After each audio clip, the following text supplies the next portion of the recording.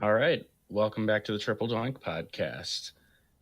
My name is Ryan, and I'm joined as always by my good friend Bryce, Hello. uh, the Barney Calhoun to my Gordon Freeman. How are you, Bryce?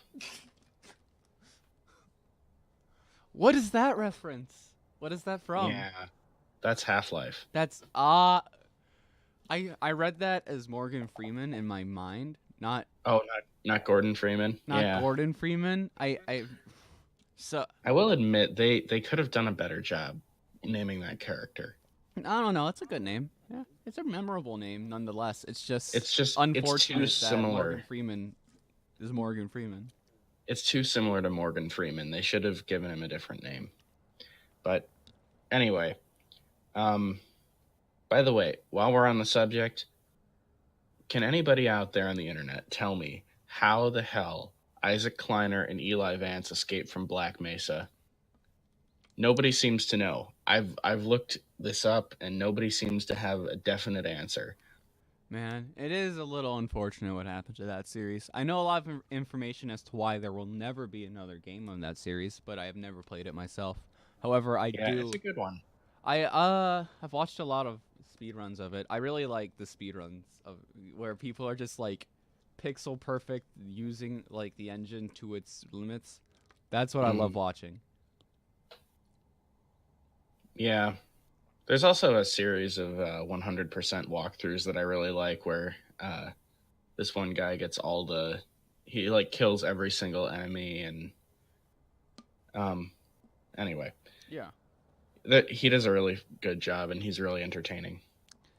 But But anyway, mid 2000 games aside, early to mid 2000. actually, I think the original Half Life was like 1998.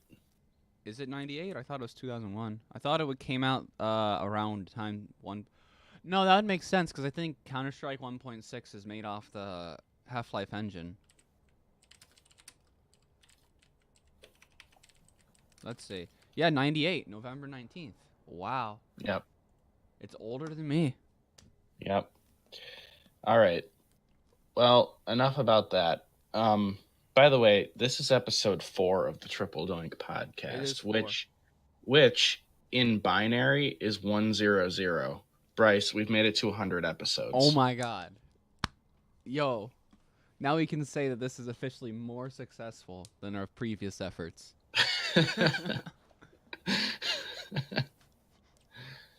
um. Anyway, so um, should we get into it? I Get into believe the we should. news. I mean, I don't have any other thing to say unless if anyone in the audience is a dire fan of competitive League of Legends as I am. And I Oh, can talk about how there's this player with a name so genius. It's so marketable. He named himself Yagao, but he's Chinese. So if you're going to go with the English translation of that, it's toothpaste. He literally named hmm, himself that, and there's a lot of marketing in China whenever like they play a match where like the enemy team will be crushing a tube of toothpaste and doing like really like weird uh grotesque things to just random tubes of toothpaste in some symbolic way. But they are currently top 4. And I'm very excited to see if they can win because I really do like watching that team play. But yeah, other than that, I think football is the main topic of discussion. yeah. And by the way, if for some random reason somebody listens to this podcast and actually wants to reply to my Half Life question, um, I already know that Eli Vance lost a leg to a bull squid trying to help Dr. Kleiner escape. Don't give me that bullshit answer. I know. I know that. I just want to know how they got out because they were pretty damn near ground zero when the whole resonance cascade happened. I mean, Gordon Freeman was at the heart of it. He's the one who pushed the crystal into the chamber, and then he went up. up to the next level above him, and that's where Eli Vance and Isaac Kleiner were. And he had to fight his way to the surface to escape. And they didn't follow him. They didn't come right behind him. How did they get out? That was the only way out of that room. Plot I don't convenience. know. I don't think did they just like follow like 5 minutes behind Gordon Freeman and just like walk past all the dead zombies and shit? Probably. Like all the dead head crabs. I mean, how did they not get killed? And then when the military showed up, they were just killing all the scientists who didn't fight back, and Gordon was the only one that fought back. You're so passionate about this. I love it. I mean, did Kleiner and Vance pick up weapons too and fight their way out? I want a game about that. Like, I want to see that be part of a game. In the And meanwhile, Steam is Barney losing didn't some rescue of its them in Blue shares. Shift. Yeah. In the meanwhile, they not only are they not making any games, but they're losing a lot of their shares and power over the industry to a Well, they game can't. to a company that's only made Fortnite. I mean, they can't count to three, and that's going to be the problem of that franchise forever. But I mean, yeah. But regardless, yeah, regardless, I mean, like, Barney didn't rescue them in Blue Shift because he just helped Dr. Rosenberg escape. And there were a couple other scientists in that car, but it has been confirmed that that was not Vance and Kleiner. How did those guys get out? How are they in Half-Life 2? They must have escaped Black Mesa somehow. I mean, come on. Somebody answer my question. a fragment in oh damn, And I also, was gonna make a Mandela effect joke. where the hell is Adrian Shepard in Half-Life 2? What happened to him? He like Gordon Freeman went through to Zen and destroyed the Nihilanth and stopped all the Zen aliens, but like Adrian Shepard saved the Earth. I mean, come on. Ugh. And where is he? Opposing Force was a great game, and nobody is going to tell me it wasn't. Bryce, if you're going to play any part of this franchise, play Half-Life 1 and Half-Life Opposing Force. I mean, I've heard 2 is pretty good. I have them all for free. 2 is very good also, but play Opposing Force cuz that I think that's actually my favorite of all the 2 games and the 4 expansions. Opposing Force is my favorite. While we're on the topic, have you played Black Mesa? I have played Black Mesa. I'm excited for them to release Zen sometime this year. Huh. They have only Interesting. made like the first part of the game, and Yeah. they're finally going to release the end of it. So yeah, because it's a recreation, right? Right. I think I like the original Half-Life better than the remake. I can understand They that. they changed some things around, and like, you know, the upgraded graphics and stuff is great, but they changed a lot of my favorite sections of that game. And I mean, the Like, engine isn't the same, right? well, yeah. The the thing is they like rearranged where some of the enemies were. Like my favorite chapter in the original Half-Life was on a rail, and it was a very long and pretty challenging chapter, but it was a Wait, lot of on a what? rail, like ONARAIL, right? Yes, on a rail. That's the Minecraft achievement for traveling in a minecart 500 blocks straight. That's where That's they get great. that. That's the joke. Whoa, I don't know if that's where they got that's that, but absolute. That's they did things like if you eat a cake in Minecraft, it's called it's a lie. Like mm. so that's Okay, I wouldn't be 100% where it's surprised if from. that's That's where that came from. insane. But anyway, my point was the the fun thing about Half-Life is once you learn where all the enemies are, you can kind of catch them before they see you and that sort of thing. And like there's a ton of traps in that chapter that the military guys try to get you to ride right into. And if you know where they are, you can sneak around them and kill them. And they took out a lot of my favorite sections of that chapter in the remake. So, Yeah. but I mean, overall, I do like the upgraded graphics. I like that there are female scientists in Black Mesa. which there were not in the original There was game. like one female sprite in the original Half-Life. It was that one black girl, right? Um, Yeah. no, Or is you're that you're just thinking? probably What? you're probably talking about Alex Vance, and no, she was not in the original Half Life. She's Eli Vance's daughter, and she was still a child in Half Life, and so I know that he she's he a somehow model in he somehow very got young. her himself and Kleiner out of Black Mesa, and then they appear in Half Life 2. All right. But yeah, football. Mm-hmm. Yeah, that's what we came here to talk Yeah, I about. don't mind talking about anything. Oh, one last Half Life thing. Um, Go on.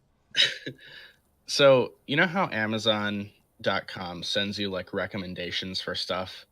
Yeah, of course. Um, they they recommended me a like plush hat that is a head crab from Half Life, and I clicked on it, and under the like people who viewed this also viewed section, there was just like an ordinary crowbar, and I just thought that I was mean, hilarious. yeah. No, I get that. I'm like, yep, some people were putting costumes together. But Oh anyway, man, some con was going on. yeah. Not that they would let you through the gate with a crowbar, but They probably would, honestly.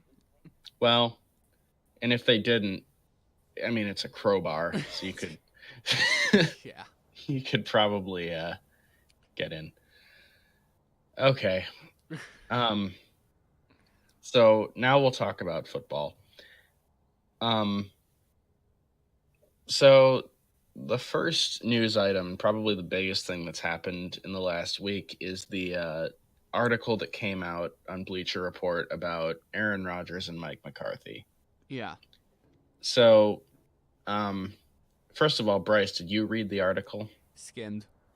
It Okay, basically just it's Rogers a put it really really long nicely article. when in that one quote where it's like when do you hear Jennings' name or Finley's name or all these guys' names when they're not talking about me? Yeah, I mean, that's a fair point. That's just I mean, Um, it's true.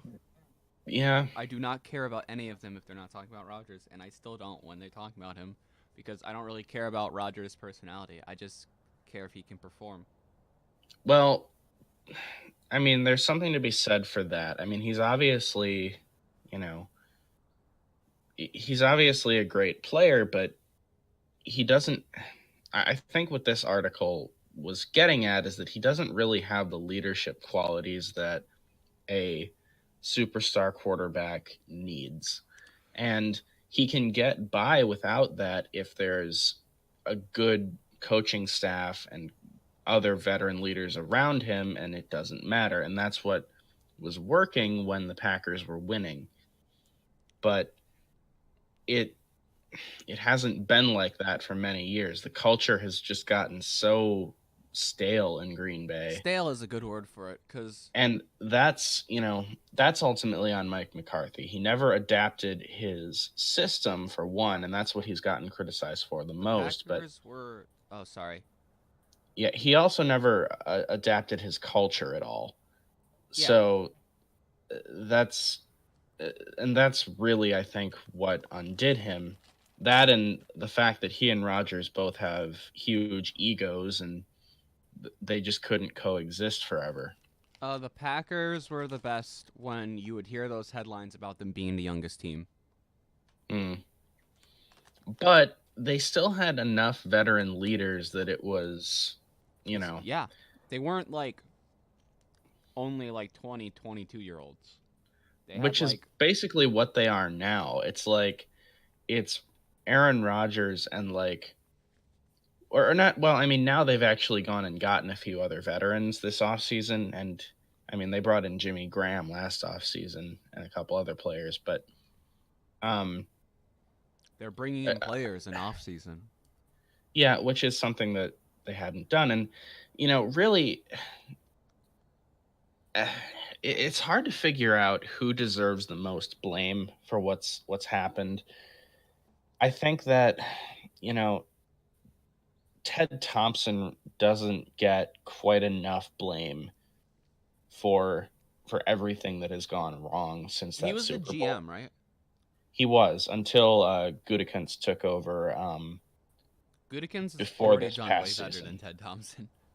I mean, yeah, not record wise, but he's made more moves that I've approved of. He has Um, been more proactive and he's willing to be wrong.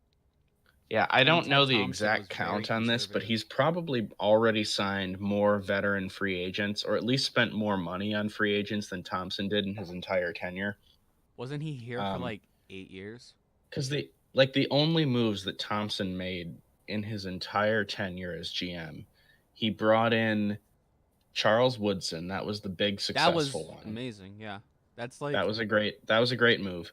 He brought in Cedric Benson, which would have worked out had Benson not gotten hurt because, yeah. Cedric Benson was the Bengals guy. well, yeah, and he was initially drafted by the Bears, and he was supposed to be like the next Walter Payton, and it didn't work out. Because his ankle But blew out. anyway, he was actually doing pretty well in that season with the Packers before he got hurt. Um, Julius Peppers was the other one who turned out to be a much more successful signing than anybody thought it would be. Oh yeah, Um, you had a lot of good rotation. You could rotate a lot of people in that defensive rush, and that yeah, was, I think, the best part about it was that everyone kind of stayed fresh. yeah, and then of course the biggest failure of a free agent signing was Martellus Bennett. Um, but That was anyway, wild, that was, dude. oh my That was in. By the way, the play that Rogers broke his collarbone on was a hideous drop by Martellus Bennett. Yeah, Like, Rogers was rolling out to his right, and uh, the Vikings defender, I believe it was Anthony Barr, but I could be wrong, landed on his shoulder. But Rogers had gotten the ball away, hit Bennett right in the hands, and he just dropped it. that And like that was summarized the the Packers that year. exactly, it absolutely did. I mean, that was our season in one play. But anyway, um, so Ted Thompson, I think deserves more blame than I think he gets. Um, but ultimately, I really do think that the reason that the Packers, so there's two parts to this. The reason that the Packers never got back to another Super Bowl, I feel like that is mostly on Mike McCarthy. You know, I mean they were there one year. You know, they got back, and then Mike McCarthy blew it with all of his terrible game management in that NFC Championship, The the Seattle game. the But that I was, mean, funnily enough, like, I think that the season there was where I kind of fell out of liking the Packers, or like yeah, liking a team in general. I kind of just would watch football to watch football, and I realized I like fan culture, but I like watching best players play more. yeah, I can respect that, but the oh my god, that game will forever be the worst.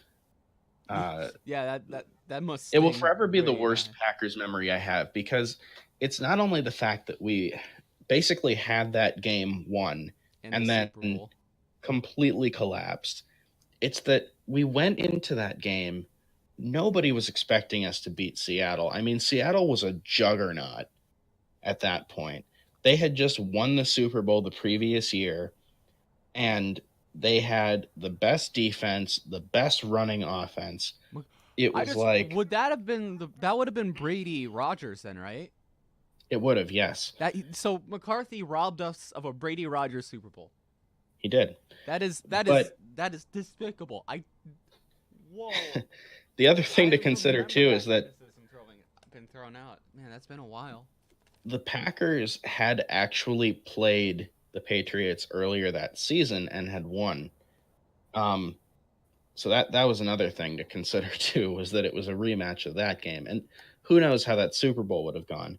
But the fact is that nobody expected the Packers to win, and then nearly at the end of the game, you're in the fourth quarter, and we're like, we're gonna actually win. We're gonna get to the Super Bowl, and then suddenly it all goes away. And suddenly, Doinkin. It wasn't just the Brandon Bostic thing either. Like, yes, he screwed up that onside kick that would have put the game away, but there were so many things that could have gone right for the Packers that just went wrong. And like if any one of those plays had gone the Packers' way, they would have won that game, including the overtime coin toss. Yeah. But anyway, I like I said, It's I not the think only time they've been McCarthy. screwed in overtime. No, it's not. Um, McCarthy is, I think, mostly to blame for never getting back to another Super Bowl. But then the next question is, the Packers won the division, I think, 8 straight years or something like that. How did they fall from that point to being just a bad football team the last 2 years? Who's to blame for that? And I think McCarthy, again, because of his culture, yes, but also Ted Thompson for not giving not putting a good roster and in front of the team and around Aaron Rodgers. And then this is where Aaron Rodgers has to take some of the blame too, because when you're a young team, those few veteran guys are the most important on the team. They have to be leaders, and Rodgers is just not a good leader. You know, it's I when would you're a argue that he has to be a leader not because of age or veterancy, but just because that's his role on the team. And as an well, example, I yes. would literally just look at the Cleveland Browns right now. And I know that's, a little overplayed, but if Well, Baker can do it at what? He's 22. well, Rodgers has to be a leader not just because he's the quarterback and not just because he's the oldest guy on the team, but it's both of those things together combined with the fact that there are no other veterans on that team or very few. And it's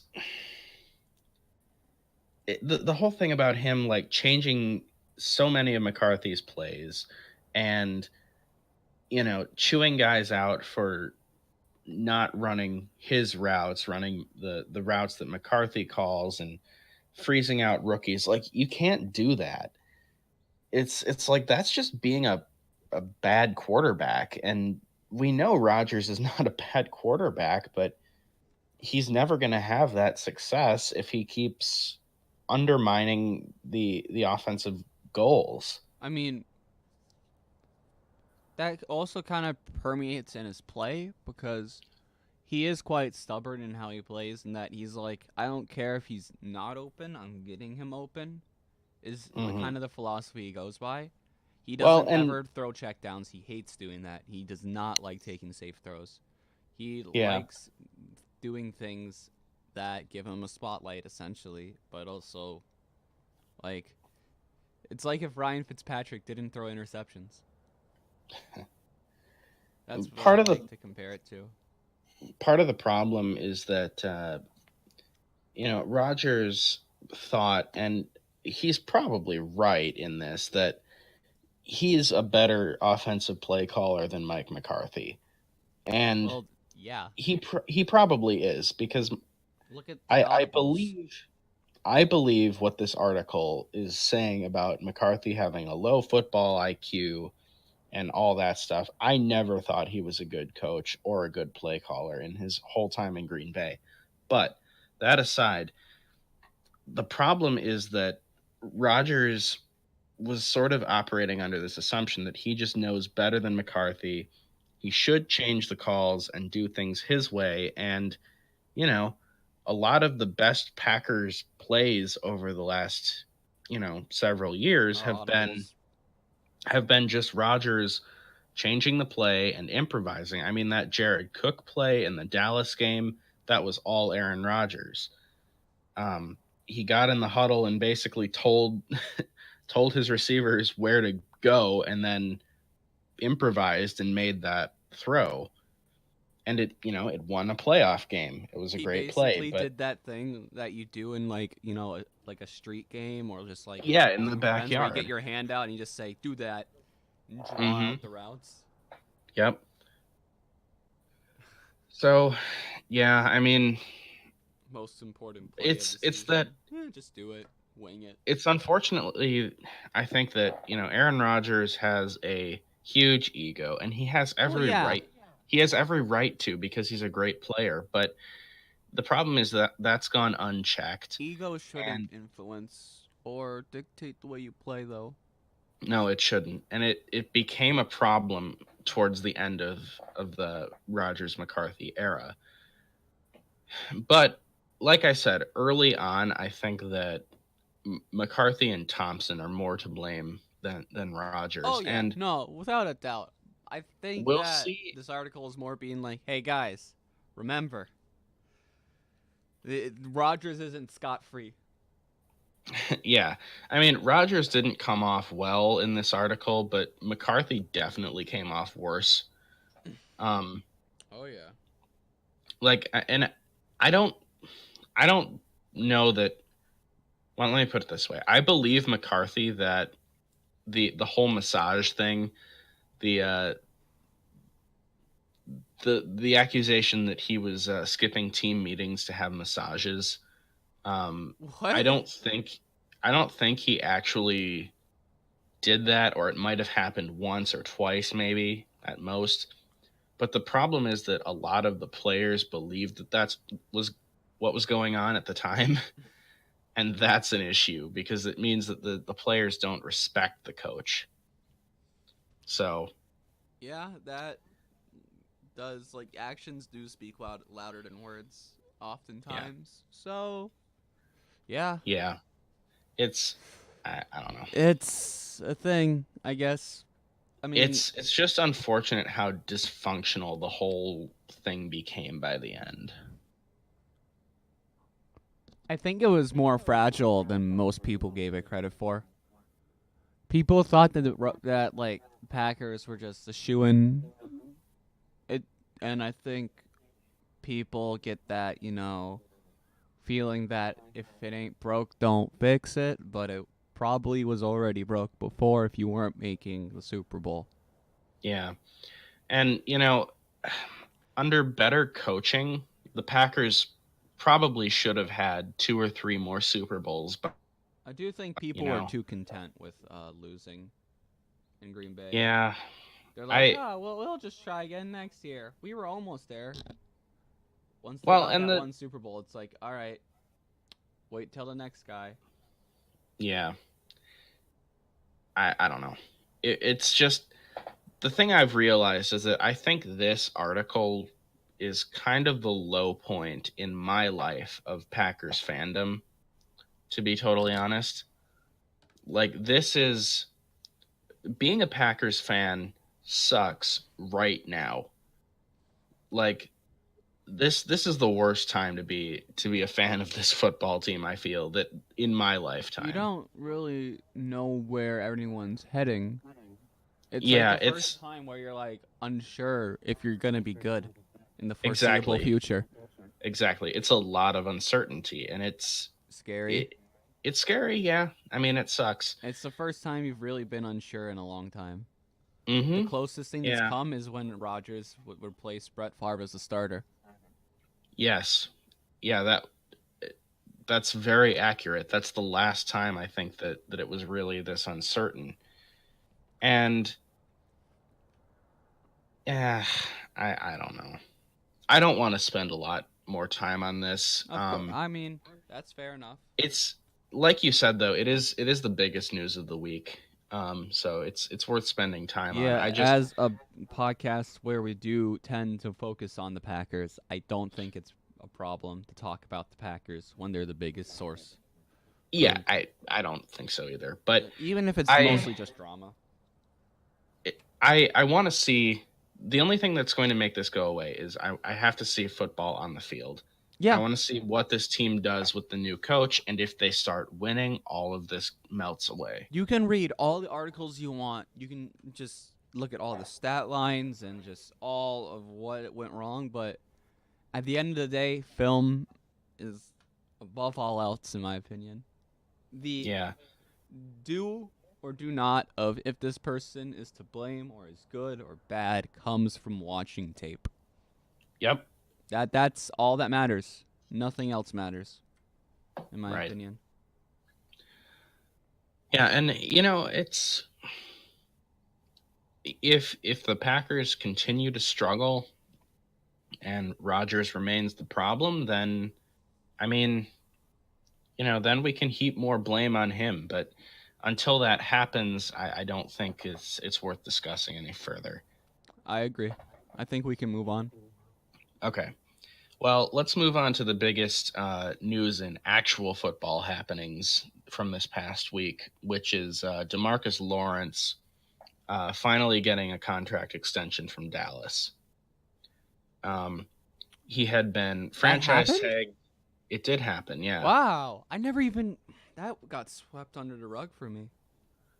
Um, so yeah, he had been tagged, and they had not made any progress in long term contract talks, but now they finally have. He signs a deal, and what was really interesting about it was that apparently he played through like a torn labrum all last year and needed shoulder surgery.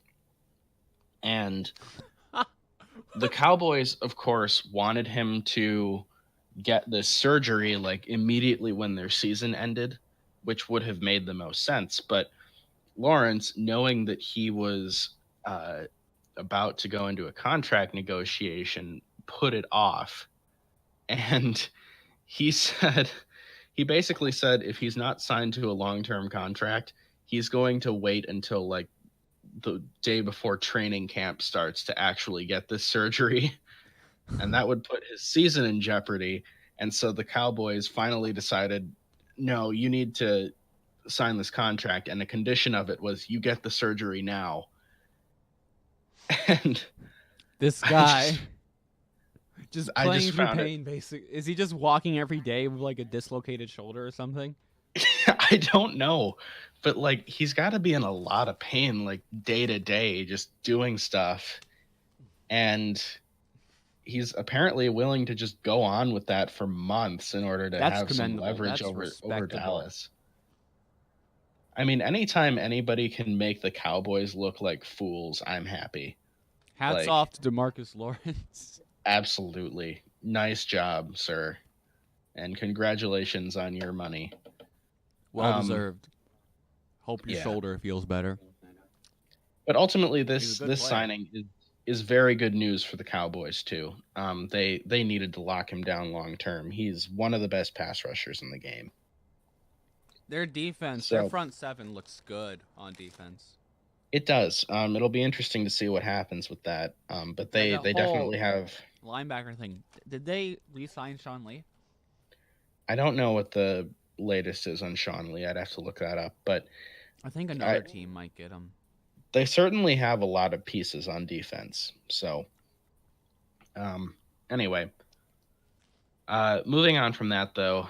Um, okay, yeah. The next thing I have is the whole Antonio Brown thing, The which debacle. happened the last couple days, and I. Why don't you just talk about this because I honestly don't care about this story. So just go ahead. You say what you want to say about it, Bryce. Well, Hang on. from what I Now it is time. Now it is time for Bryce's soliloquy about Antonio. Go ahead. soliloquy. Oh my god. Okay, so Antonio Brown decides one day, you know what? You know what's gonna make me look really good? What's gonna make all the people really know that I'm the right type of person to have in Oakland for a season?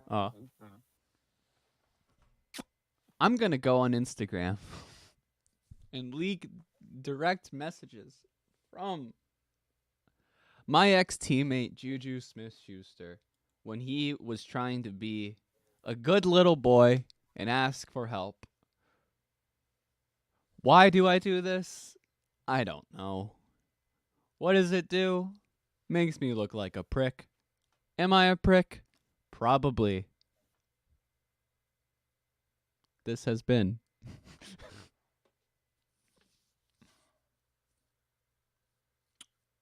That's about all Okay, I have to well, say. Yeah.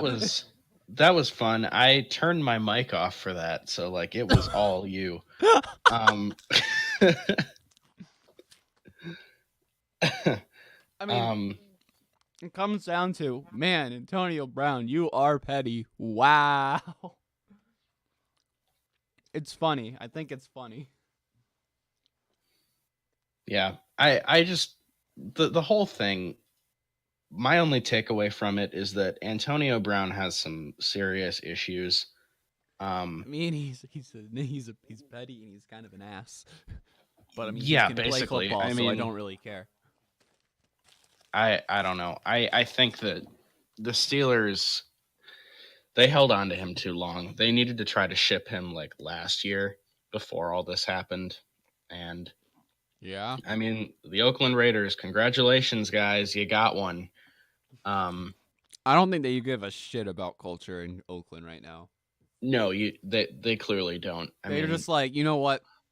they're like Best Antonio of the Brown, best. come on in. Vontez Perfect, come on in.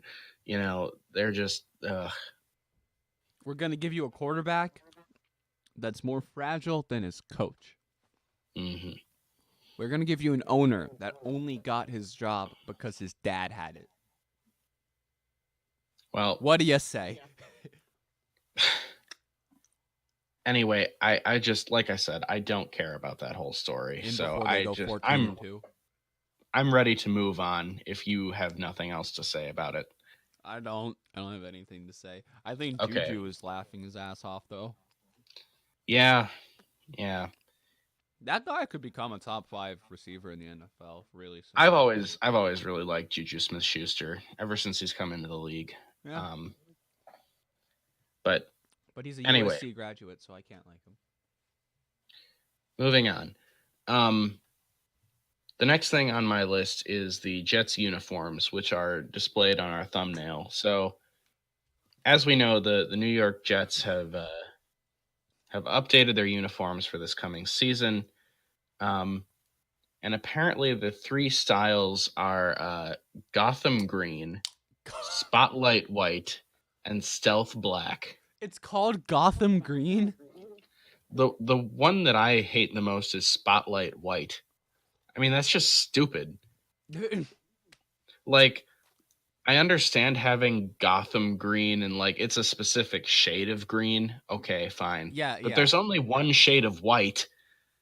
I mean, wait, you're so right. Wait. yeah. I didn't And realize how dumb it sounded until you realize it's Stealth white. Black, Stealth Black is pretty bad too because again, it's like there's only one These shade of names are black. quite But bad in general. I think that the best jersey is the black one though. well, The green is here's so bad. It looks so ugly. I actually don't have a huge problem with these uniforms. I don't like I the just helmet at all. I don't like the helmet. I've never been a fan of shiny helmets. Me neither. But the only problem I really have with this is that they look too much like college uniforms. They do. They look like And a CFL team or a college team. They do not look like the Jets. yeah, and like a lot of the recent uniform changes, they look too much like college uniforms. I liked the Jaguars before they like went with this weird change this season. Like the season that they made the championship when they had those like really badass helmets, and they've had them for like 4 years. Bryce, you're the only person in the world who likes those helmets. I Are you guarantee wait that. the ones where it's like blue and then turns into gold into black? That was badass. Are you kidding me? Those were awful. Those were amazing. The color They were scheme was terrible. fantastic. Look, Turquoise. no, look it up. Look at all the horrible things people have said about those helmets before they changed them. But the main problem I had with those helmets was that the gradient was going the wrong way because it was black at the front and gold at the back, and the Jaguar head was facing forward. So it looked like the Jaguar was leaping out of the light and into the dark, and it should be the opposite way. I understand. They look cool. No, They they look look so terrible. cool. They look horrible. The Jaguars' uniform changes were definitely an improvement. Um, Although I still like them before they went to those stupid uniforms, like back in the David Garrard days. Oh no, those were good too. I like Those the were turquoise those were color better scheme. uniforms. Those were better. Turquoise is a Um, very good color to have for a team, and with gold and black, that looks killer. It's really hard to go wrong with that color scheme. Admittedly. so back to the Jets, though, I do think that these uniforms are not horrible in my opinion, but they are a downgrade. Oh I like yeah, I like the old Jets uniforms better that they had last year and for many years now. because the old ones, I don't know, they look tough. That's what I'd Yeah, always say. Like, despite like how much of a joke the Jets have been, the uniforms still like they look like football players. They look like. I think a bigger problem is that none of the players that are wearing them look like they're super massive or something. You know, like they all look small, and hmm like everything looks really tight, especially on like Darnold and is that Robbie Anderson, number 11? yeah. Yeah, like they look like they're closer to basketball players. Some of them Mm. like that and it just looks awkward Well, anyway, because you kind of think of a freak of nature when you're thinking of a football player. Aside from '92, I mean everyone's clearly fit. I mean Adams looks like as intimidating as ever, but like dude, Jamal Adams, he's gonna be such a good player. Oh, I can't wait. so other uniform notes though. I wrote down some of the other uniforms that I think need to be changed. Um, so obviously the worst uniforms ever conceived for an NFL team are the current Tampa Bay Buccaneers uniforms. They are hideous. Wait, aren't they like They're the ones with the alarm clock numbers, and they're just overly bright, like they hurt your eyes to look at.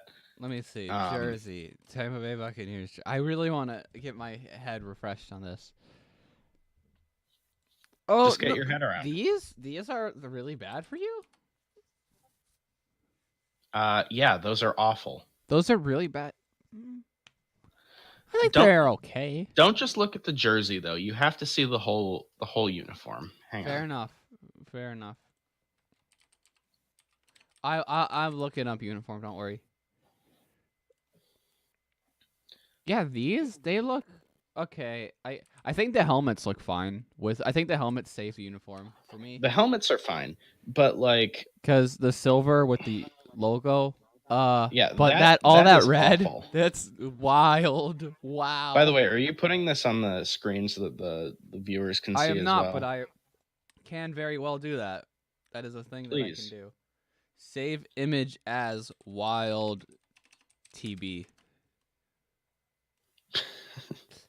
Yeah, I know. Man, Their road uniforms are pretty ugly too. Let me find a good picture of that.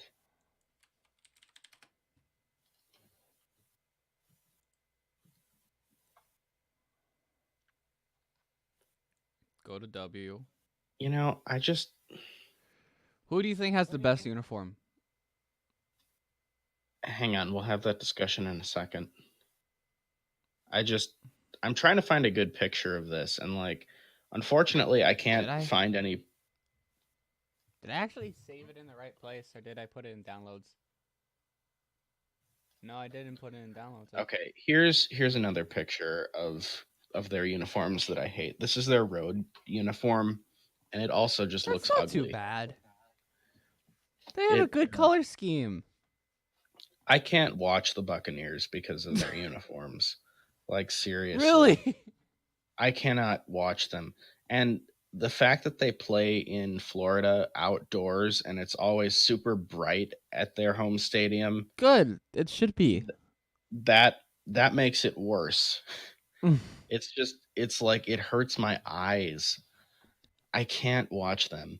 So they Oh, I obviously need to saved the link. change. That's why I didn't save the image. Oh, Bryce, you and your difficulties.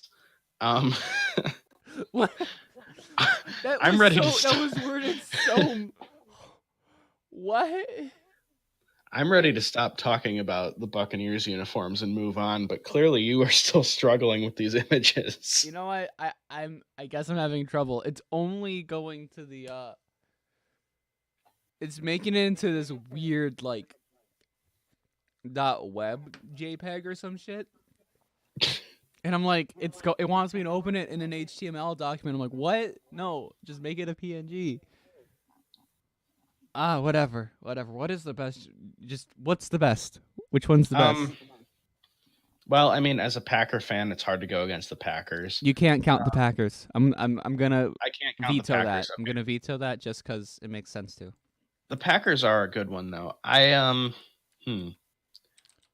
I've always kind of liked the Carolina Panthers, and That's a good one. Yeah.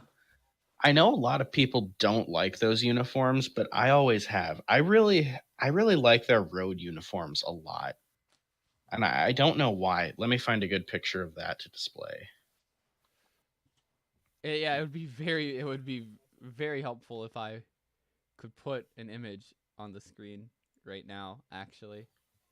Yep, let me get one. Yeah, let me see if I can just. See, their current uniforms aren't great. Like they made a change a couple of years ago and I don't really like them Oh, that the much old ones now. in like the 2000s.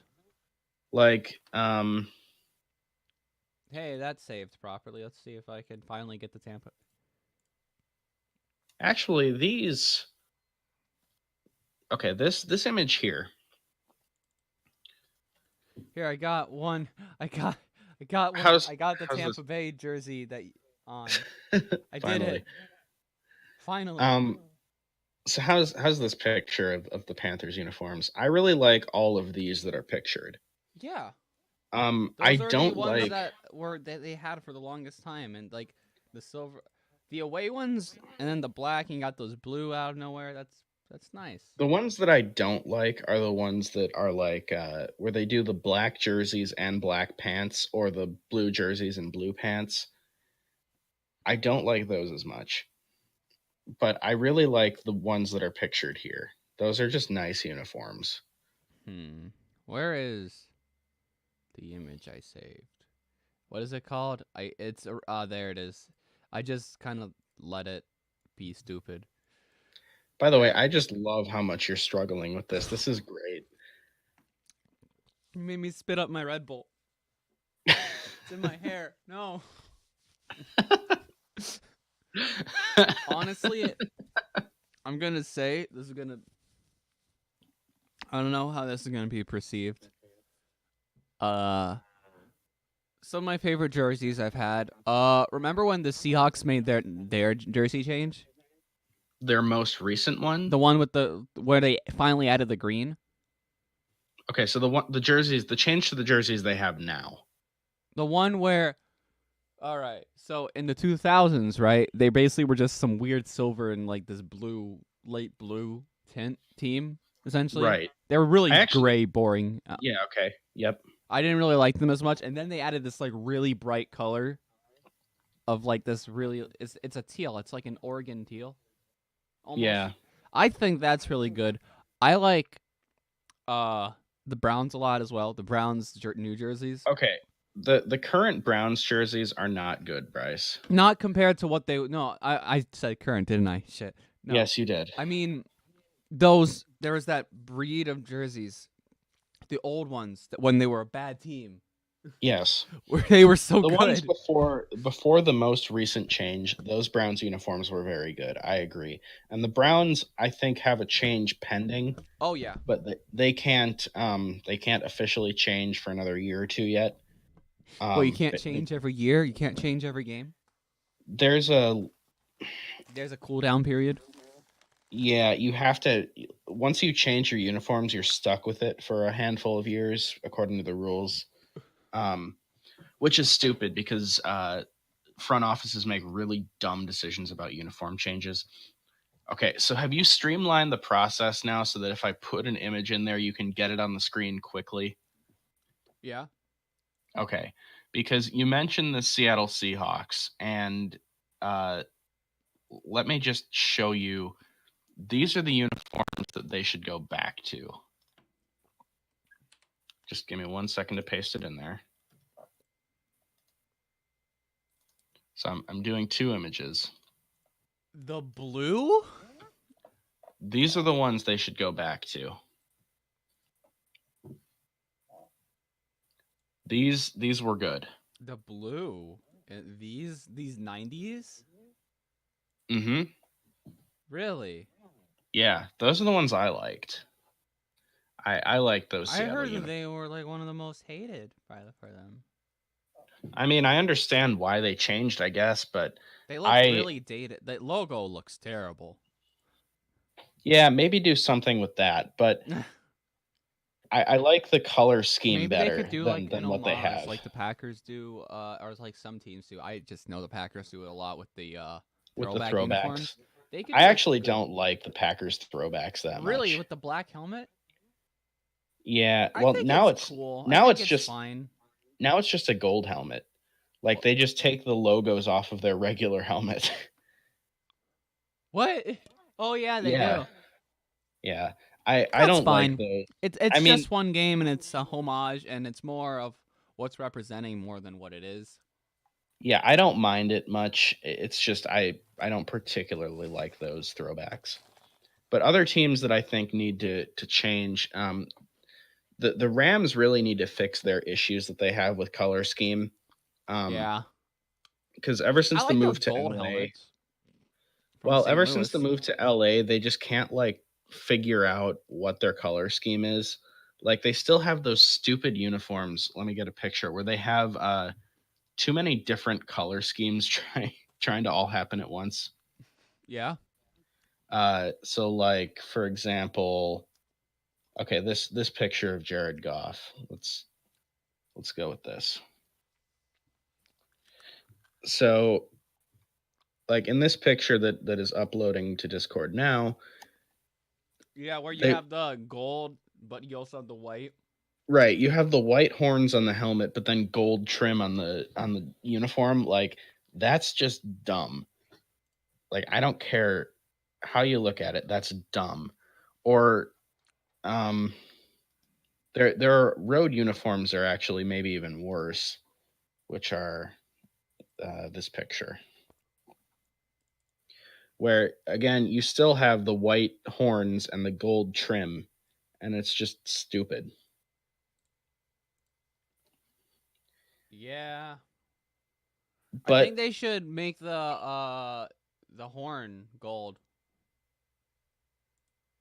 honestly. well, yeah, they had the gold horns when they were in St. Louis, I know. and they changed the to the white horns when they moved to LA. And I think they wanted to change the jerseys, but they couldn't for some reason, and they just haven't done it yet. What wait, what how can you only change part of your jersey? I I don't know, man. It's dumb. But the the helmets that they have with the yellow and the like the more classic homage type uniforms, Mm-hmm. those are good. Like those are just fine. Um, let's go with this picture. And obviously it's dated because Tavon Austin's in it, but um, these Oh my Tavon uniforms, Austin. these Is he in the uniforms are league better. still? He's with Dallas now, yeah. That's what I thought. The So blue ones they are just yeah. The blue with the those are yellow. those are fine. They just need to fix some of their color scheme issues. Um, oh, by the way, on the subject of like great uniforms and the best ones, the Pittsburgh Steelers, Yeah. they are perhaps the best. Like they're right up there. They're pretty good. I just don't like the Steelers. The Ravens? I like Purple is a really easy color to do good, though. Mm-hmm. Purple is a really good color. Can we all agree that purple's a good color? Yeah, I like purple. Great. Glad we agree. We agree. Yep. This is now the Triple Purple podcast. I tripped over that. Really? You really did. Wow. Man. Triple purple is not easy to say. There's a lot of P's. Triple Purple podcast? Yeah. But anyway, let's see, what else did I write down? Okay, the Denver Broncos. What do you think of the Broncos uniforms? I like the Tim Tebow ones. The Tebow ones. I gotta remember what those were. They were the old ones from the 2000s. Yeah. Okay, here's a. Are you referring to this one?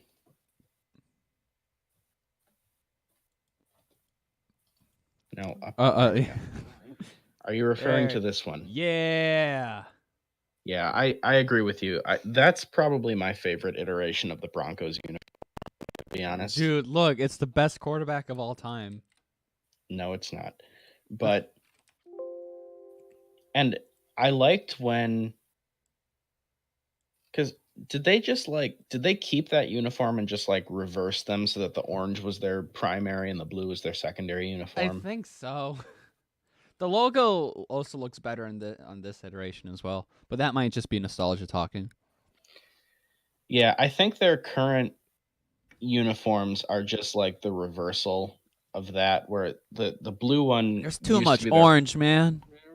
Yeah, I Too agree. much I orange. don't, and I know a lot of Broncos fans actually really like the orange jerseys, Really? but That I surprises don't. me quite I heavily, don't, and actually. I much prefer the blue jersey. That was a better uniform. Um, I do what's like the another good blues. The one? blue. Because we're kind of alternating ones that we like and ones that we don't like. What's another one you really like? Huh. Colts, the old Colts one when they had Peyton Manning.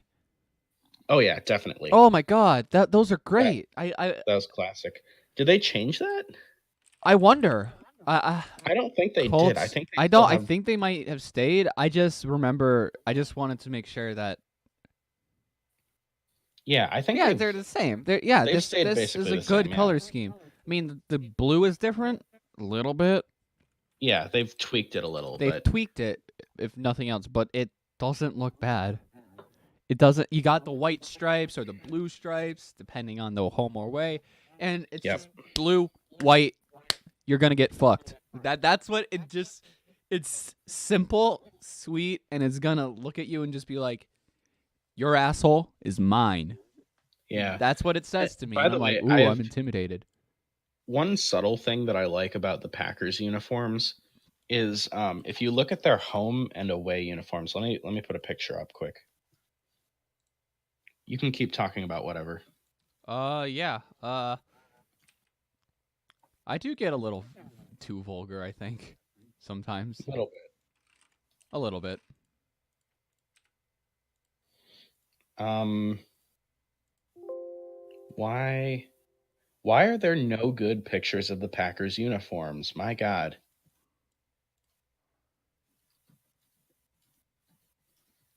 It's like I search it and it's all the stupid alternate ones. That's fair.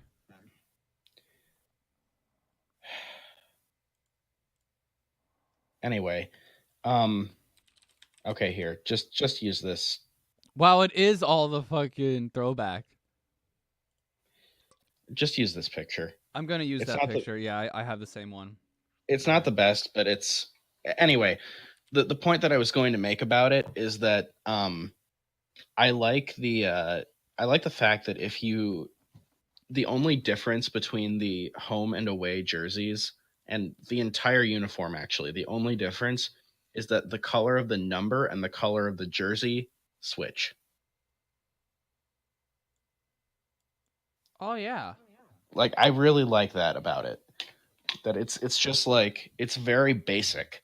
It's like everything is exactly the same except that the I think the jersey uniforms work a switches. lot like flags in that you should be able to draw it on like a little piece of paper because that's all you're going to see, right? Mhm. That's all you're going to see. So if it's too complicated and too much going on, like the Milwaukee flag, for example, you've seen the Milwaukee flag, right? Maybe It's the put it on the worst flag in screen. the world. There isn't a single flag that's worse. Even the Liberian county flags are better than it. I know this is a very like niche Ah, thing yes, to the talk about. Milwaukee flag. It's awful. You've seen it, right? I'm looking at it It now. is really cluttered. Mm-hmm. It There's just is too much. the worst flag in the like they the story behind the flag is literally they had a contest and everyone won. So they put everyone's Mm-hmm. flag on. I'm not kidding. There's a um, flag inside the flag. yeah. Oh my God, it's Oh, you awful. got the wheat because of the beer, you got the river, you got the By name the it way, too speaking much. of Milwaukee, while we're on it, the Uh-huh. greatest logo in all of sports is this one. Let me find a good one here. Okay, the greatest logo in sports. I should also tell you that you should look up the Liberian county flags on your own time. Or even now, like just look up Liberian county flag. Really, the Brewers logo? Not the Brewers logo, but the Brewers glove logo. Their alternate logo is the greatest in all of sports, in my opinion, You got the M and the B. because This reminds me a lot of my favorite logo, which is the Cougars logo. because so many people don't realize that the glove has MB in it for You want to Milwaukee see Brewers. my favorite logo, which is actually quite similar? Sure. Look at that. Washington Oh yeah, State Cougars. that's your dad's WSU, yeah. fantasy logo. And Yeah. that's the college they went to. Mhm. So, we root for them. And logos that incorporate letters into their design like this to make an image. Mhm. Fantastic. Oh my god. Oh, it's so good. Cuz once you notice it, it's just so smart. It's so smart. Yeah, it took me many years to figure out the Brewers thing. Because it doesn't jump out as it at you. No, it doesn't. It doesn't. And by the way, these really their entire uniform, and in fact, put this image up because the entire uniform is pretty beautiful. Like, just, I mean, come on. It's really hard to go wrong with the baseball stripes in my opinion. Yeah, baseball uniforms are hard to screw up. I think Um, the Marlins kind of did with their a little orange. bit. I do feel kind of bad for Marlin fans, Yeah. but at the same time, how can you be a fan of a sport like that? Hey, I love the Brewers. Come on. You can love you can love the Brewers. I think it's fine to love a team in a state that you are living in and you reside in, but I'm going to be honest. Brewers, they're bad or they're irrelevant. Are They're you not. watching baseball? I have been watching baseball since the season started. Yeah, but if they're irrelevant, if they become irrelevant, If they become irrelevant, I I don't. usually tune out. If they're just like completely out of it in like mid July, that's about when I sort of leave them by the The wayside. Packers are relevant though. Well, I did kind of stop watching the Packers toward the end of last Really? season. I still watched, but I was disinterested Were watching. you watching football still? Were Yes. you watching baseball still if the Brewers go irrelevant? No. I think that's the difference, and I think that's Well, not football just is because you're a different. football fan. I think that that's common, I think it especially in is. Wisconsin. I guess. I think it's common for really across all the fandoms. I think that there are far more fair weather fans for baseball and basketball than there are for football.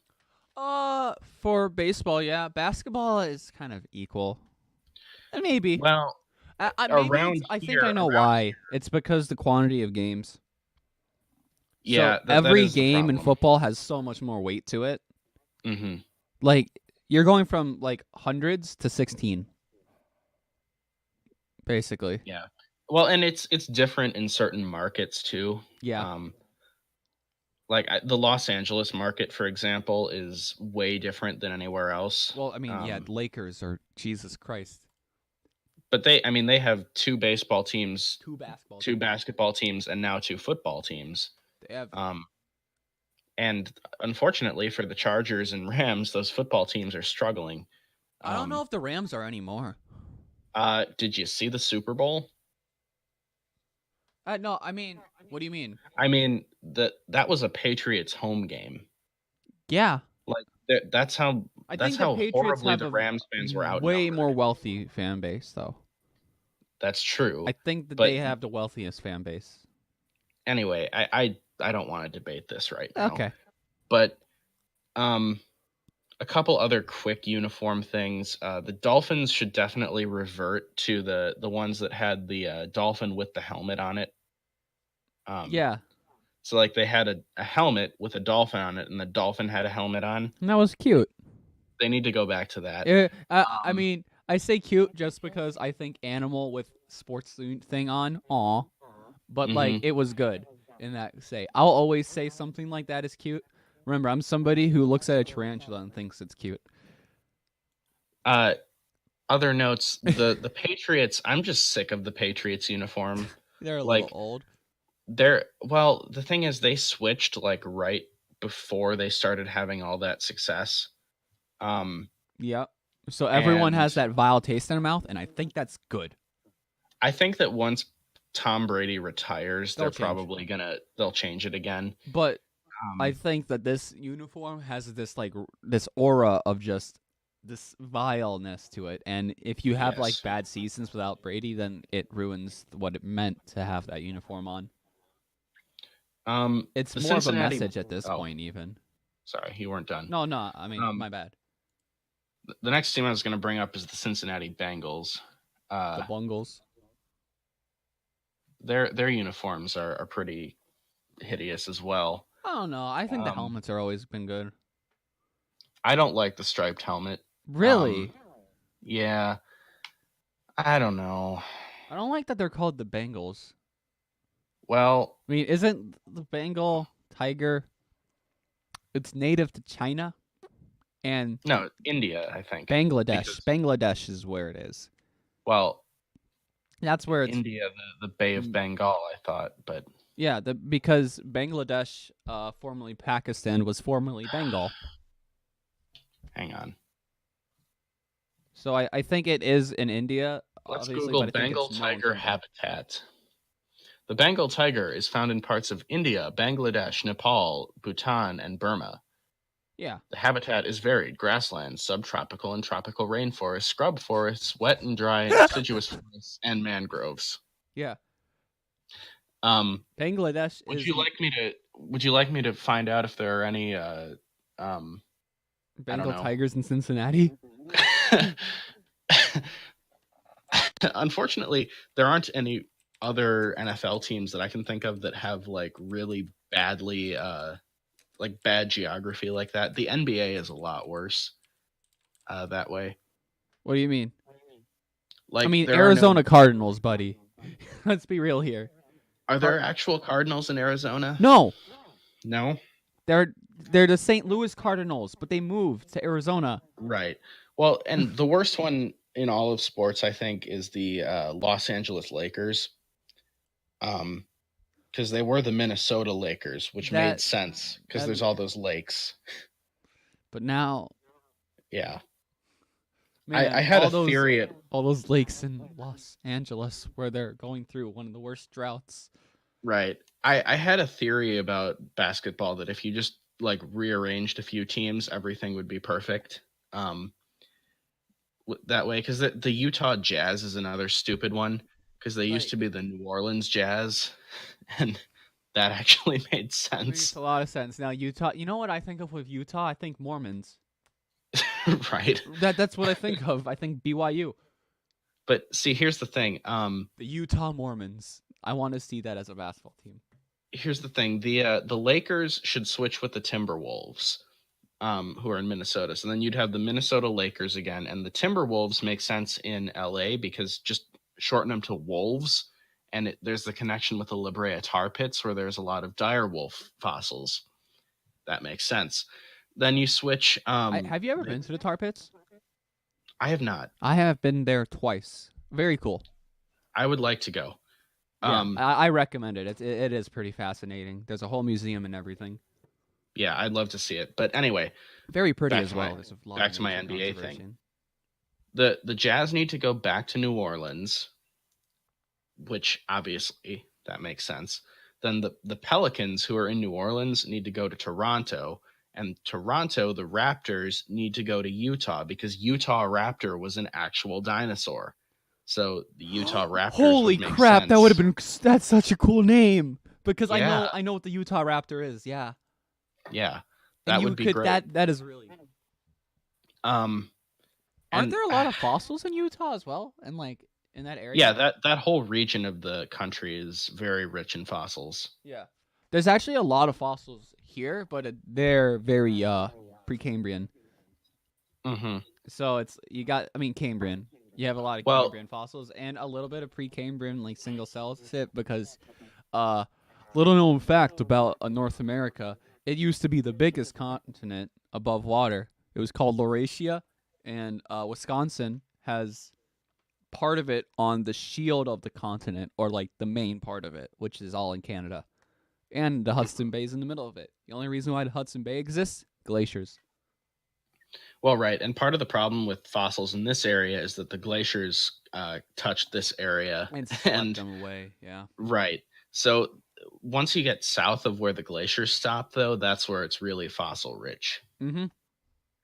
So like, if you go to like the Dakotas and Montana and Utah and Wyoming, that whole region south of where the glaciers stopped is very, very rich in fossils. Did you hear about that entire mammoth That's that where. was basically frozen in ice and that was perfectly preserved? Almost. When was that? Was that Except recent for or their when? head. I forgot when it was. It was except for the guy's head. So you have this basically perfectly preserved uh thousands of year old mammoth just frozen in ice. Yeah, I've heard there have been a couple of mammoths like that have been found in glaciers. Um, Yeah. It would die and then it would freeze over because it would fall um, into a lake. by the way, speaking of fossils, while we're on the topic, Yep. Sue the T Rex, who's Sue. at the Field Museum and is also my logo on Discord, um, is she was found in South Dakota. So Yeah. I have a that lot of relatives in South Dakota. It's actually one of the prettiest states in America. hmm By the way, I was actually at the Field Museum like a week and a half ago, and they moved Sue. She's upstairs now. She was in the main lobby, but now they have a Titanosaurus that's there instead, and so Sue moved upstairs, and she's got her own room up there. Titanosaurus is one of those I'm going to say long necks, right? Brachiopods? Uh, Brachiosaurus. Sauropod is the word you're looking for. Yeah. Brachiosaurus was a sauropod and was one of the largest. I Titanosaurus think was I know the what a largest. brachiopod is, and I don't think I think that's yeah, it's a clam. A brachiopod's a clam. It's the phylum that clams are in. Yeah. Oops. A marine invertebrate of the phylum Brachiopoda, which comprises the lamp shells. It's any shell. It's any animal where they have a bottom shell and a top shell, and they're symmetrical. Mm-hmm. The shells aren't symmetrical down the middle. This is very not football at all. This has been science time. So anyway, I really like geology, honestly. all of that stemmed from the Cincinnati Bengals. Oh yeah. I already mentioned really good. I'm still on it. Really good Devonian fossils in Cincinnati. Yeah. Yeah. Where you can anyway, I'm desperately trying to put us back on the rails. Yeah. Okay. Okay. So, the Cardinals, I like their uniforms, but they need to get rid of the black ones. Yeah. Cardinals are red, not black. I like the red. Like either change your team name or get rid of the black uniforms because Cardinals are not black. They have red feathers. I mean, come on. How hard is it? Um, and then lastly, what do you think of the New Orleans Saints uniforms? New Orleans. I like the gold. Okay. I think it's See, they fine. I seem to be honestly really. might be the only person who doesn't love or hate them. I think they're above average. They're fine. I actually feel kind of the same way. I They would appear to. I think a lot of people find them more polarizing, right? Yeah, there's a lot of people who really do hate them, and I don't really get why. Like they're okay to me. I've never They been. were way better I've than never what they found used to them. be with their like really elongated logo. Hmm. Yeah, I didn't like the play that I know those uniforms from are the it's that field goal that was missed, that after touchdown that was missed. Right. Yep. It was the hook and ladder play Mm-hmm. that scored a touchdown, and the extra point would tie the game, and they missed the extra Yeah, and point. the extra point was the first miss he had done of a field goal he had attempted in over like hundreds of attempts. Yep. He's like the one of the best kickers of all time. I think he still holds the record for most points scored, right? Or is that Vinatieri? I don't know off the top of my head. I'd have to look it In up. any case, uh another play I actually know that from is the one where they're playing against the Rams and it's that punt where the ball bounces and everyone thinks the play's over except for the guy returning it. Hmm. He returns it like Yep. I know 102 what play yards. you're talking about. Yep. Yeah, Um. iconic So moment. just for good measure, put these on the screen. My favorite player at the height of his career. Darren Sproles. Your favorite non-Packer, I thought. Yes, correct. But these uniforms in these pictures, I think, are good. I don't mind these at all.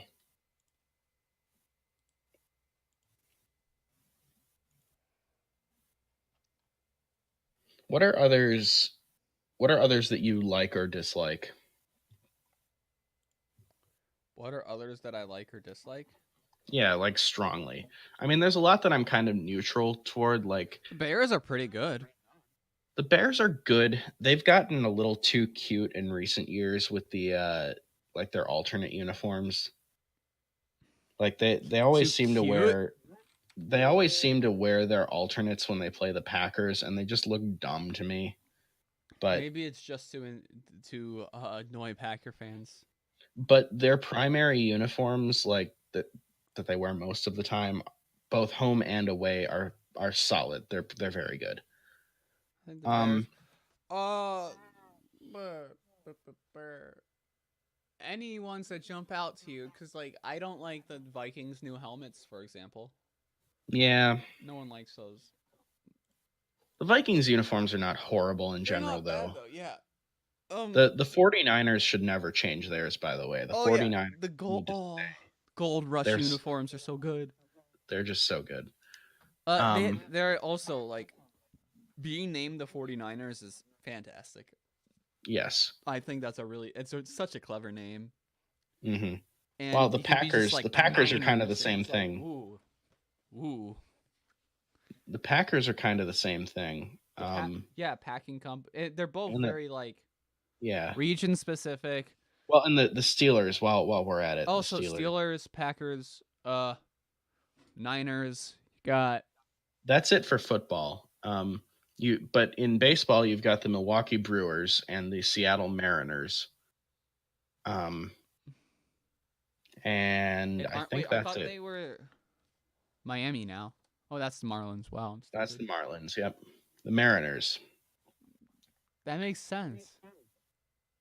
Yeah, and I think those are all the teams named after blue collar workers. No, And I wouldn't no even way. consider the 49ers I mean, Giants are also really cool because it's the Giants. skyscrapers. That's why they're called Are you? Giants.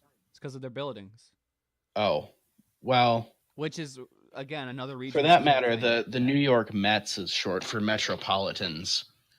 The reason why the Giants in baseball are called Giants is because of the skyscrapers in New York. They just moved. Mm-hmm. By the way, fun fact: the first ever professional baseball team was the franchise that is now called the Cincinnati Reds, but at the time they were called the Cincinnati Red Stockings, Yeah. and that legacy of being named after the color of your socks is still present in baseball with the Boston Red Sox and the Chicago White Sox. Yep. I actually knew that fact. Wow. I'm proud of myself. All right. Well, should we move on from uniform talk? I guess. Yeah. By the way, one last thing: the Buffalo Bills, when they changed most recently, they went like Oh back to yeah. their they went back to like a more classic look. I absolutely love it. Yeah. Like their uniforms that they have now are the best they've had. My brother has Okay, a jersey for Josh yeah, Allen, so I get to see. those are great. But anyway, okay, that's we've spent way too much time on uniforms. Um, so all right, the next piece of news, unless you want to go on some other tangent here. I'm waiting for. I think I know what's about to happen. Okay, well, no, not yet. I'm not there yet.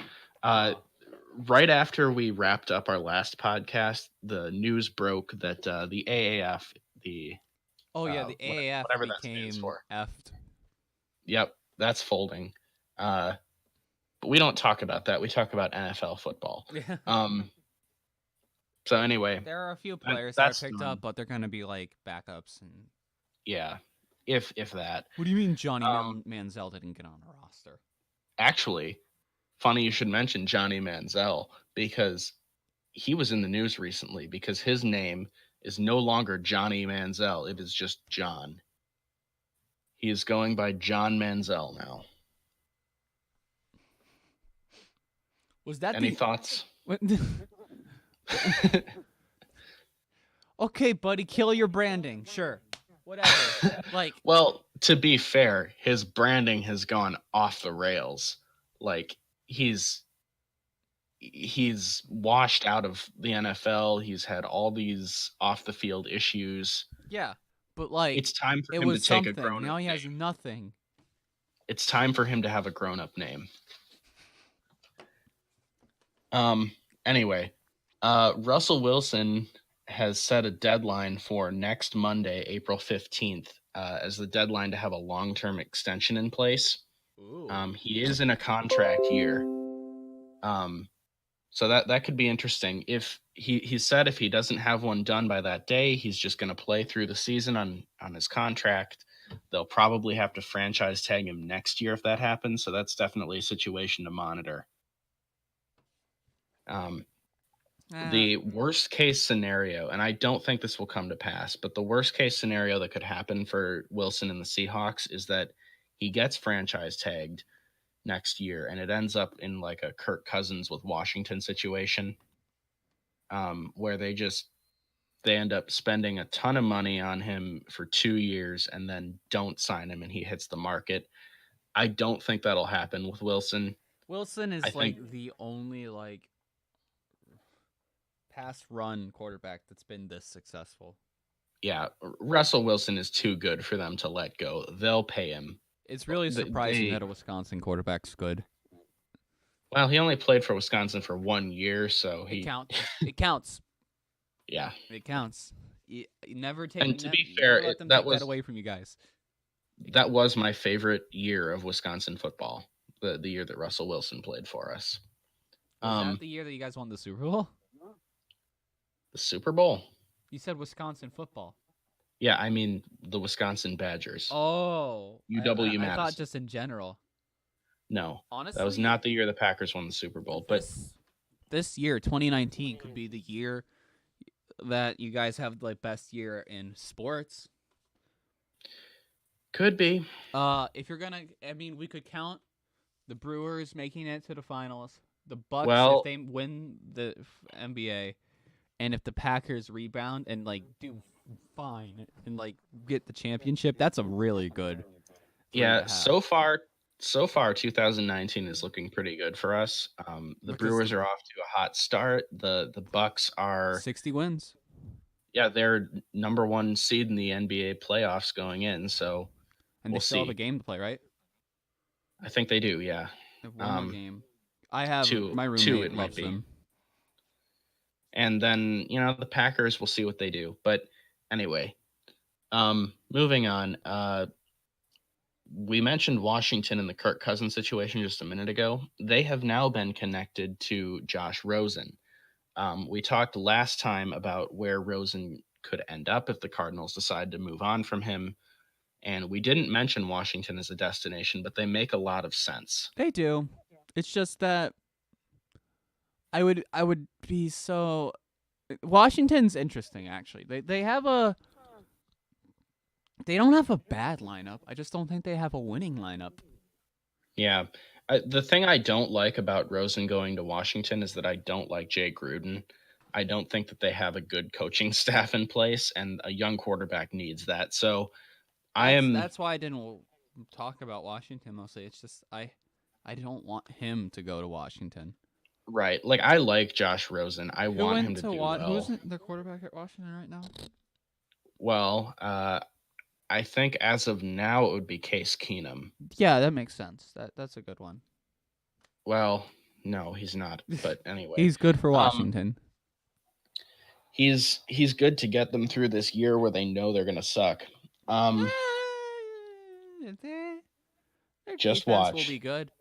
just watch. They'll be terrible. Um, Good defense. It's gonna be different. I'll say it's gonna be different. anyway, They look interesting. I'll say that.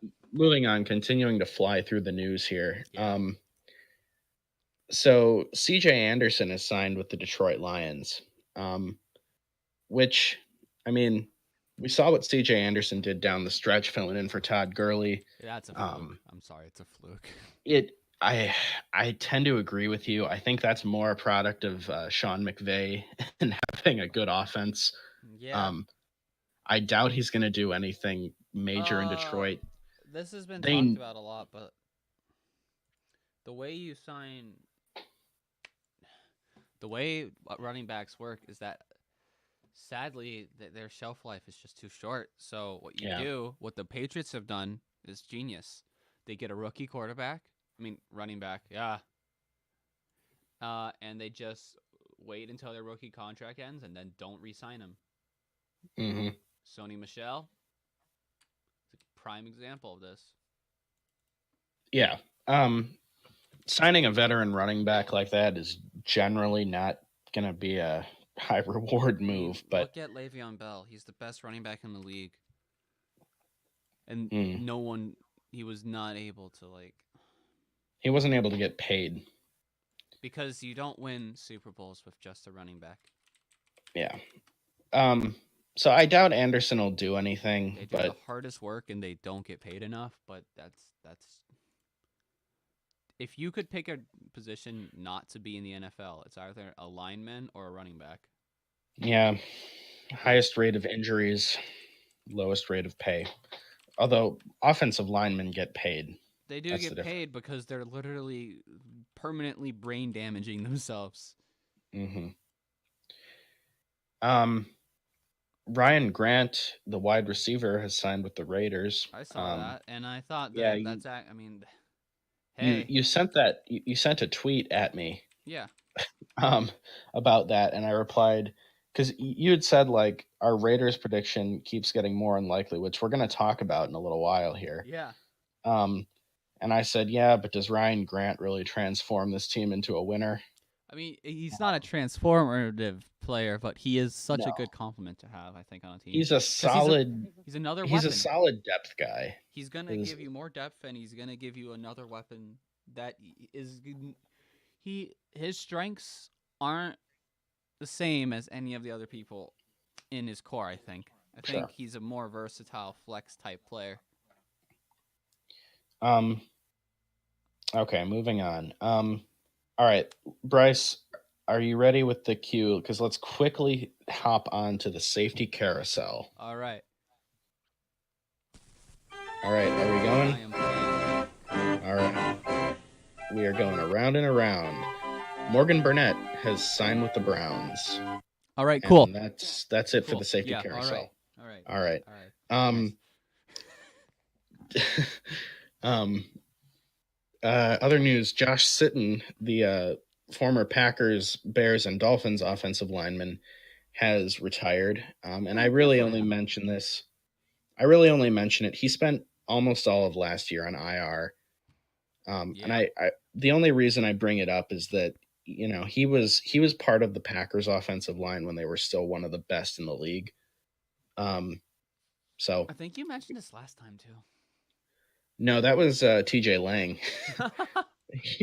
he also retired. This is Um, another deja vu moment. yep. So good for Josh Sitton. Join his buddy. Yep.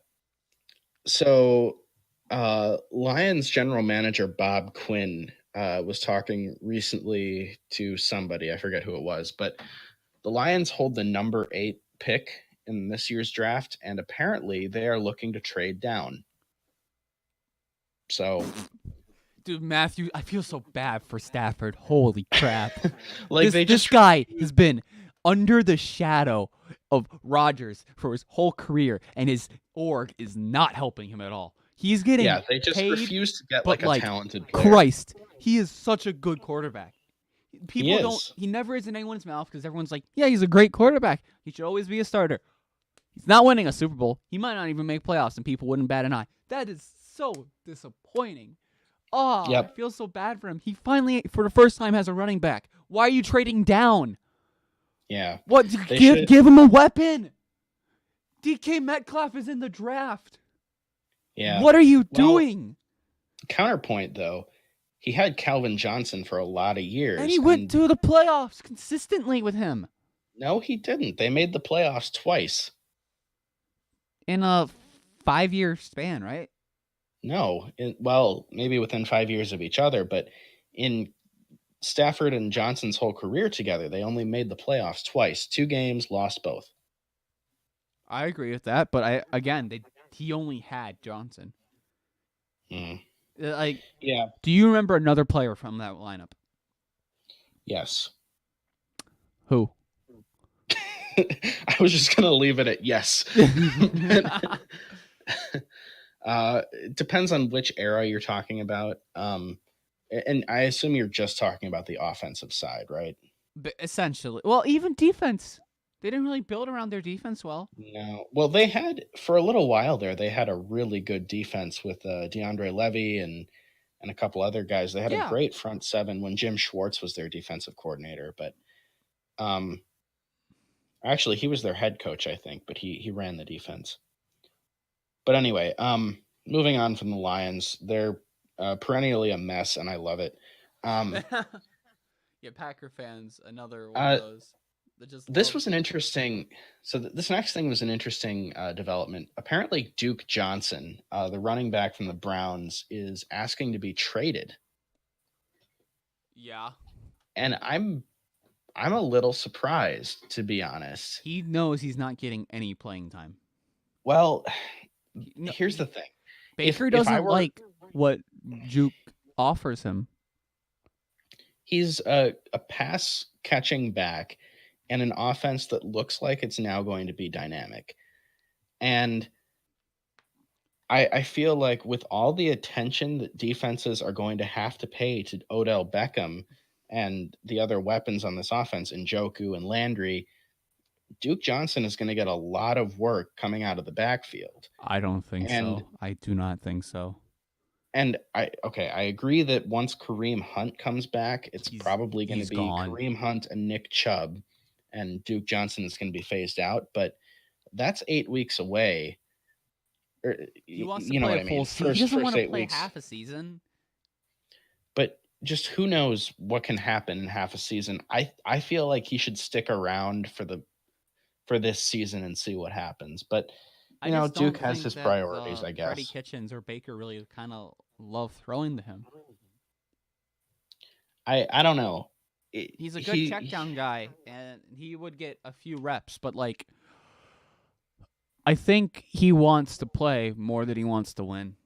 I think that's what this says. And if I guess so. whatever, man. He was For the content with record, being though, like the best passing running back in the league on the worst team in the league. So fine. for the record, though, the teams that seem to be interested, there are three teams that have been reported that showed interest. Two of them are the Jets and Eagles, who both have very crowded backfields where he's probably not going to get much playing time anyway. And the other team is the Texans, which actually make a lot of sense and might That'd be a be good really fit good for for. Oh him. my god.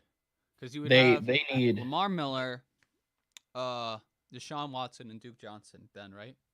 Yeah, the Texans need a back who can play in the passing game, and more than pass catching, they need a guy who can pass protect. Um, That's yeah. and Duke Johnson would be a good fit there. So that move would make sense if they traded him to the Texans, but we'll keep an eye on that. He is under contract, I think, for like 2 or 3 more years. So the Browns don't have to do anything if they don't want to. Yeah. Um, all right, and now it is time. We're gonna do another dramatic article reading now, All right. and Would you like me to cue the music? yeah, go ahead. I'm just gonna keep talking while you do that. I want to say I didn't want to do this again this week. Like I wanted to wait on this and let it sort of just sit out there for a while before we brought this segment back. But this article dropped into my lap and I couldn't not read it. Um, so for comedic value, it might not be as funny as if I brought this back later on, but I'm just gonna read it. This is from WCPO Cincinnati. Miami, Florida. Add this to the scouting report on Bengals running back Mark Walton. Tough to tackle in the open field, even after being shot with a stun gun. Walton, 21, was able to pull out the taser barbs and run away from Miami police 3 weeks ago before he was arrested Thursday night for the third time in 4 months, according to the Miami Herald. The 21-year-old Miami native is charged with carrying a concealed weapon, marijuana possession, resisting arrest, and reckless driving in connection with a high-speed car chase March 12th in North Miami-Dade. Bond was set at $12,000. Officers tried to pull over Walton's rented BMW because it was speeding and weaving in traffic, according to court documents. The car eventually pulled into the front yard of a home and Walton ran off. An officer shot Walton in the back with a taser, the warrant said. But Walton dislodged the electrified prongs and got away.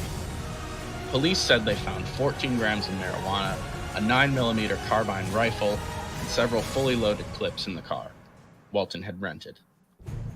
Walton had bought the rifle legally, records show.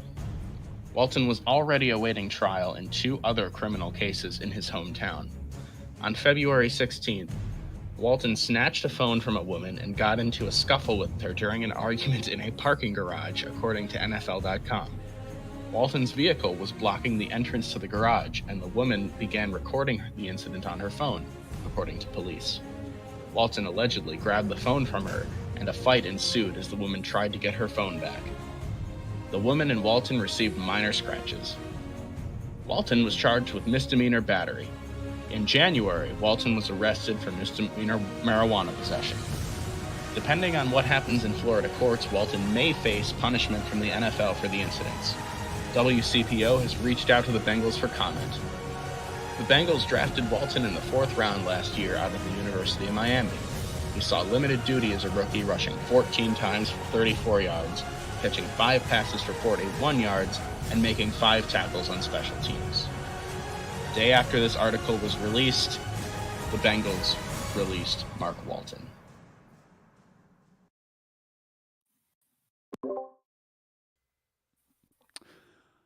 What a.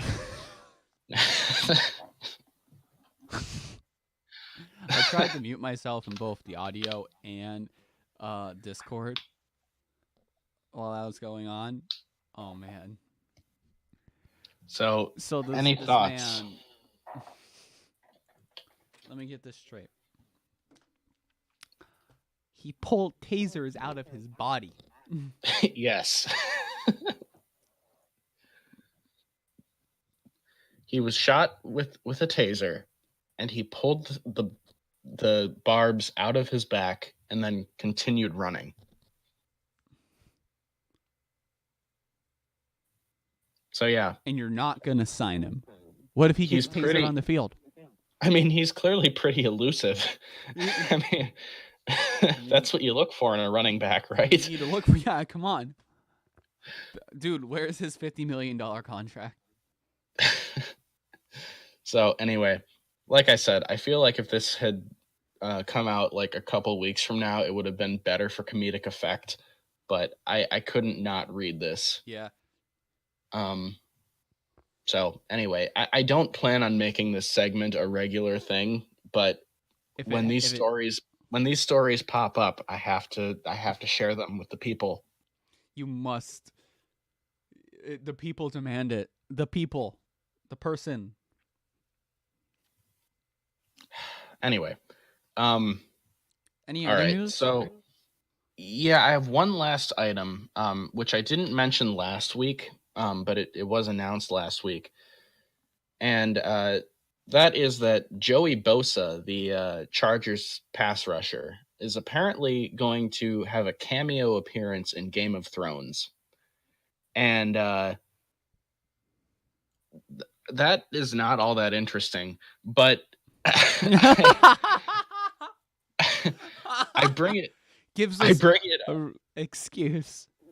I bring it up because you and I, of course, famously, it was big news when this broke out. We had a podcast prior to this one that was called Doctors and Dragons. Still the best title of a podcast ever. Thank you very much. And anyway, it covered Doctor Who and Game of Thrones, and we abandoned it after 6-7 episodes. 7 episodes, and it was mostly because it was me. I didn't have a lot of, I don't know, interest in either of them. Anyway, I like Game of Thrones casually, and I don't like Doctor Who, so I'm just sitting here like. Anyway, not to dwell on that. The reason that I bring this up is that I have decided now with the new season of Game of Thrones, the final season coming out this weekend, I think, Sunday. Yeah. I decided last week that I was finally going to go back and continue Game of Thrones where we left off in our podcast and keep watching. I will and say. I am now almost to the end of season 2, and it's very good. However, I do really miss having a podcast about it. That's okay. I can understand that, but I just love your condolence. That's okay. Have you gotten to the line of where's the god of tits and wine? No. You'll know it. Thanks for spoiling that. For me, man, Bryce. It's really a spoiler, man. Ah. Wow. Yeah, I'm the worst, dude. You are horrible. What episode of season 2 are you on? I think I have 2 episodes left in the season. Yeah. So remember, see episode 9 in seasons, best episode, no matter what, of the season. That's just how it works. That's the formula. Yeah, I was gonna watch it last night, but then I remembered I had to wake up in time to record this podcast, so I didn't. Yeah. So anyway, why do you think I have this Red Bull? Really early in the morning. It's now 12:40 p.m. It's 12:40 p.m. Man, so I know. Early. We talked about uniforms for a long time, man. We did. I think we might want to. Yeah. Well, that's kind of why I kind of rushed through the rest of the news. Yeah. But I think I'm going to now pull up something important. Let's move on. Move on to the best part of the show. The best part. The best part of the show, which is our predictions.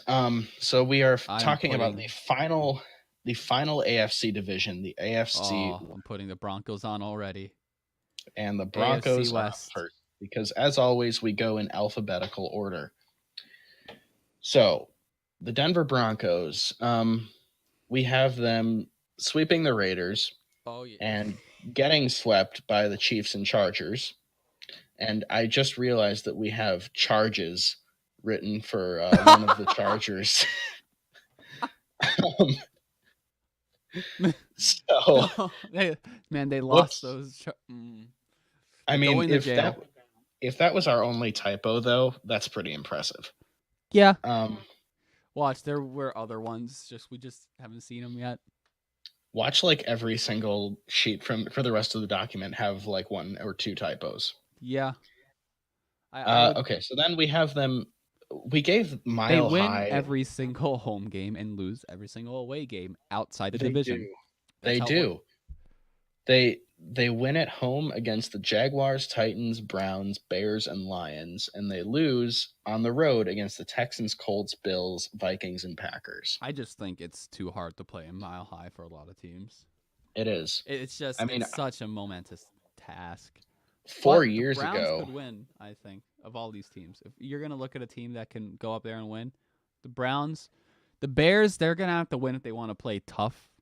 Mhm. And it's really hard to play at 110% in that altitude in that stadium. Well, I remember 4 years ago, the last time that the AFC West played the NFC North, the Packers had to play in Mile High and just got thrashed on, I think, a Sunday or Monday night game. Yeah. Uh, and it was awful. I mean, the ugh, that was a terrible game.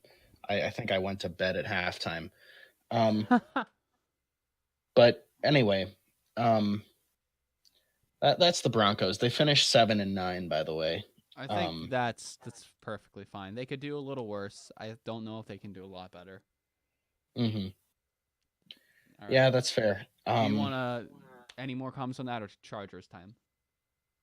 Yeah, I don't have any more comments on the Broncos other than to say that they're just kind of a middle of the road team that has a tremendous home field advantage. Yeah. Um, and That's mostly why. they might even be a below average team if not for that home field. I agree. Anyway, Off to moving a on then. interesting team. Moving on to the Charges. Um, um, so we have them sweeping the Ravens and Broncos and splitting with the Chiefs, which makes sense. Yep. And the Chargers are weird in that they don't have a home field advantage. They're the anti Broncos. Yeah. They only win on the road, it seems. They they they're so good when they're not playing in LA. Right. So we actually have them though beating the Texans at home I can see that. Yeah. and then losing to the Colts and Steelers at home. I can see Makes that. sense because those are the Colts are a good team and the Steelers are going to the fans are going to dominate that stadium. That's going to be a Steelers home game. They want revenge from last year. Mhm, Remember that definitely. game? I do. That was a great Oh, game there are too. so many good Phillip faces that game. That's what I So then remember. The camera kept their panning road to Phillip.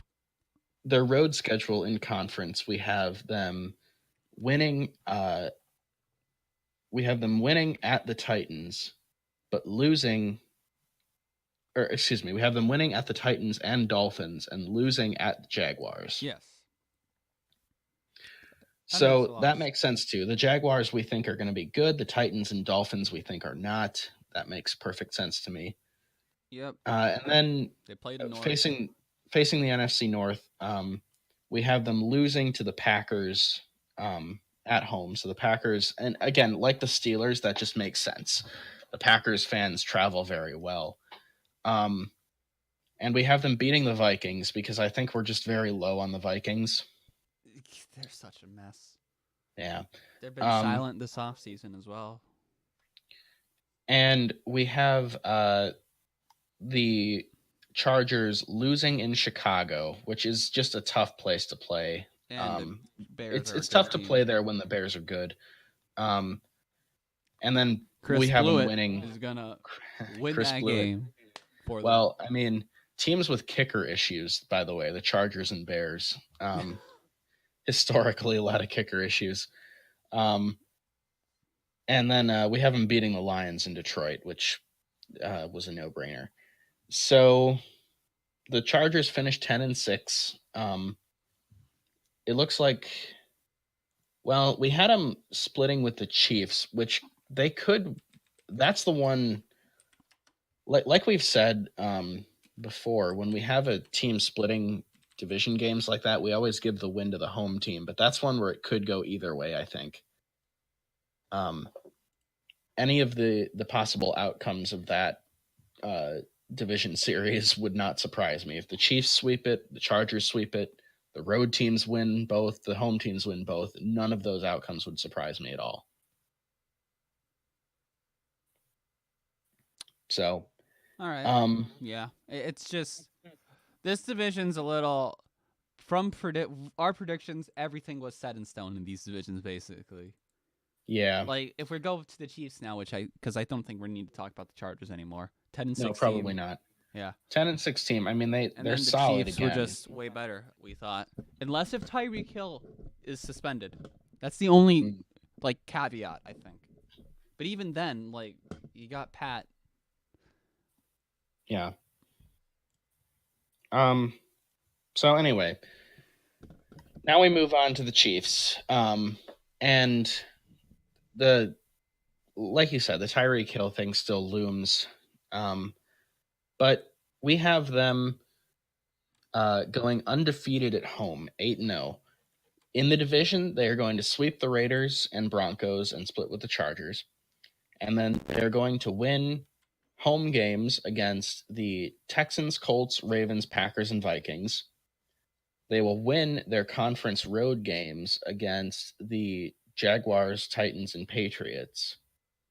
And that Patriots one, I think we were expecting to be like that random early season loss for the Patriots. Yeah. And then we have them losing at the Bears, which makes some sense. But then losing at Detroit. Why did we do that? God, that's a really tough one. What is the That's very that's peculiar. What the hell were we thinking? Uh um there are gonna be a few of those, I think. Oh my god, I cannot figure out what we I were can't thinking. fathom it. Why did we have the Chiefs losing to the Lions? Hey, if we're right about that though, pat I on the know. back. That I feel like we have won this podcast if we get the prediction of the Chiefs losing at the Lions correct. I mean, wow. Anyway, I don't know why that's there, but the Chiefs are 13-3. So obviously they're winning this division because we know that the other team, the Raiders, we predicted to be very, very bad. Oh man. Oh, this is gonna bite us in the butt. I swear. I know it They're is gonna now. Like because we predicted them to go 1-15, they'll make the playoffs. I don't know how, but they will. I don't think they'll make the I playoffs, don't but think they so are either, going but they're gonna to do it regardless. they're going to beat some of these teams that we have them losing to. So the only projected win we have for them is versus the Titans. And their losses, they lose all 6 division games. They lose at home to the Jags and Bengals. They lose at the Texans, Colts, and Jets versus the Bears and Lions, at the Vikings and Packers.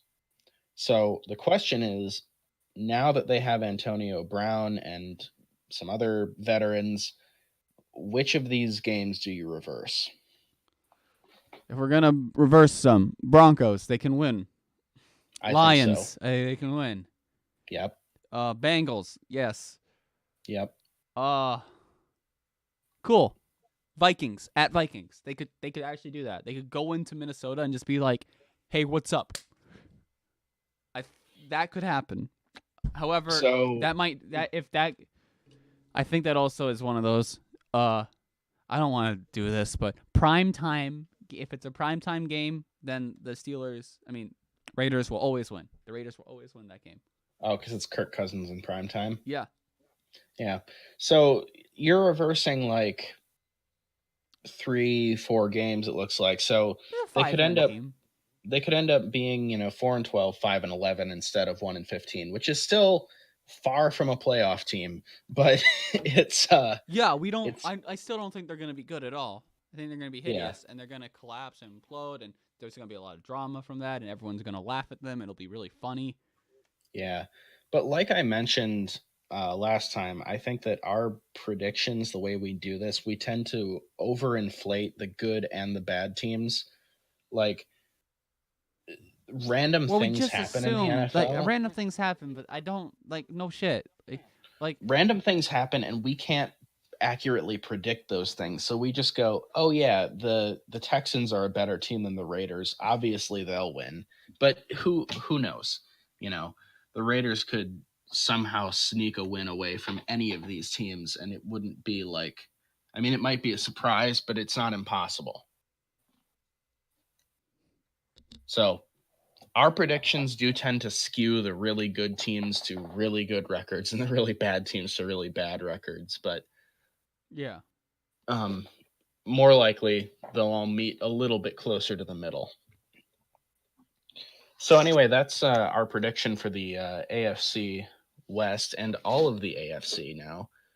We've done all 16 teams from that conference, and if you were if you were eagle-eyed as a listener, you could probably figure out most of our playoff picture, yeah, but you can't figure out all of it because you will note that the Chargers and the Jets both finished 10-6. And it turns out that on tie breaks, you have to go all the way to strength of schedule to figure out who gets that wild card spot. yep. And you can't know that until you know all the teams that both teams played.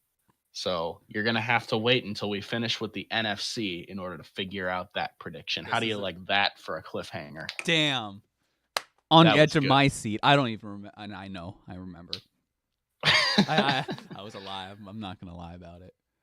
Okay. So anyway, next time we'll get into the NFC, beginning with my division, the NFC North. Oh yeah, And the tried and true. yeah, Honestly, yeah, that division is gonna be fun to talk about. I think that'll be a one. I think so. I'm happy. Um, I'm really excited. all right. So that's the end of Something that this. this podcast gives me that the other one didn't. I'm really excited, like always. Well, good. Hopefully that means we have longevity. That I think Um, it does. I think. And um, hopefully, honestly, when it comes to like viewership or anything, I think we get a couple, like a handful of people to watch. This is gonna sound awful. Come the 50th episode, but like yeah, we could get like a few people who are just I, fans and interact with us. I think that's reasonable to expect if we just keep doing it essentially every week. sorry, I just said hi to my dog into my mic. I didn't mean Oh, to. that's fine. She nudged my elbow. That's Um, never not an excuse. so anyway, I think it's so time for what might become the biggest argument we've had on a podcast. yeah, okay. Oh, I So before we get into this week's actual discussion of the albums we recommended last time, well, maybe we do need to get into a little bit because I recommended a Disturbed album and we had quite the text exchange. we did have a text exchange about it. However, I think what we should do, because I think it's really obvious what I'm gonna think about the Disturbed album. Yes. I have no idea what you would think about Grouper, because I Grouper falls under the category of music of great to fall asleep to. Mm-hmm. But doesn't mean she's bad at all. I think she's the best ambient artist I've ever heard, and I love everything she writes. Pretty music. She actually makes a lot of art exhibits, and they're really cool. Liz Harris, fantastic artist, and I love what she can do. I don't know how you're gonna process it. So, okay, here's the thing. Last time we did this, when I listened to the album you recommended last time, the Sweet Trip album, I was trying to really actively listen to it and appreciate it. And this time I just didn't do that. I just, because you told me going in it's background music, so I was just doing other stuff while listening to it. Did you look into the lyrics like on your own time at all? No, I didn't. And I didn't would pay, okay. I That's didn't pay something I think super that's close pretty attention. important. is to at least read up on the lyrics, which I try to That do with this Disturbed album as well. I do that with all albums I listen to. okay, that being said though, just listening to it in the background, Yeah. I was playing chess, I was Well, that's you actually know, really good, I think. I was doing some other stuff too. I was looking up information for this podcast for news items. I was also I watched the end of the Brewers game while the Brewers lost, by the way, last night.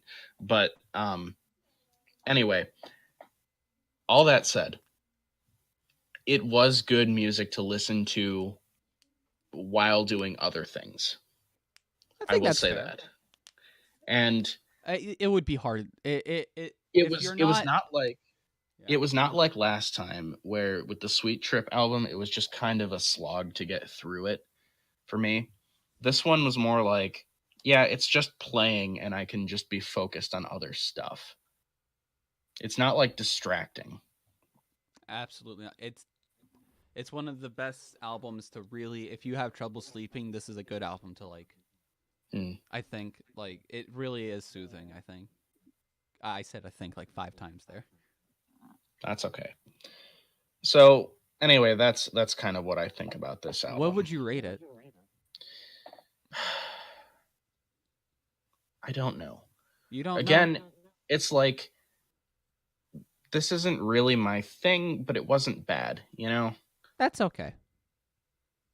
So I don't know what An to rate artist it that I based on actually that. rate like that would be 21 Pilots because I think I would have really liked their last album, Trench. I can't.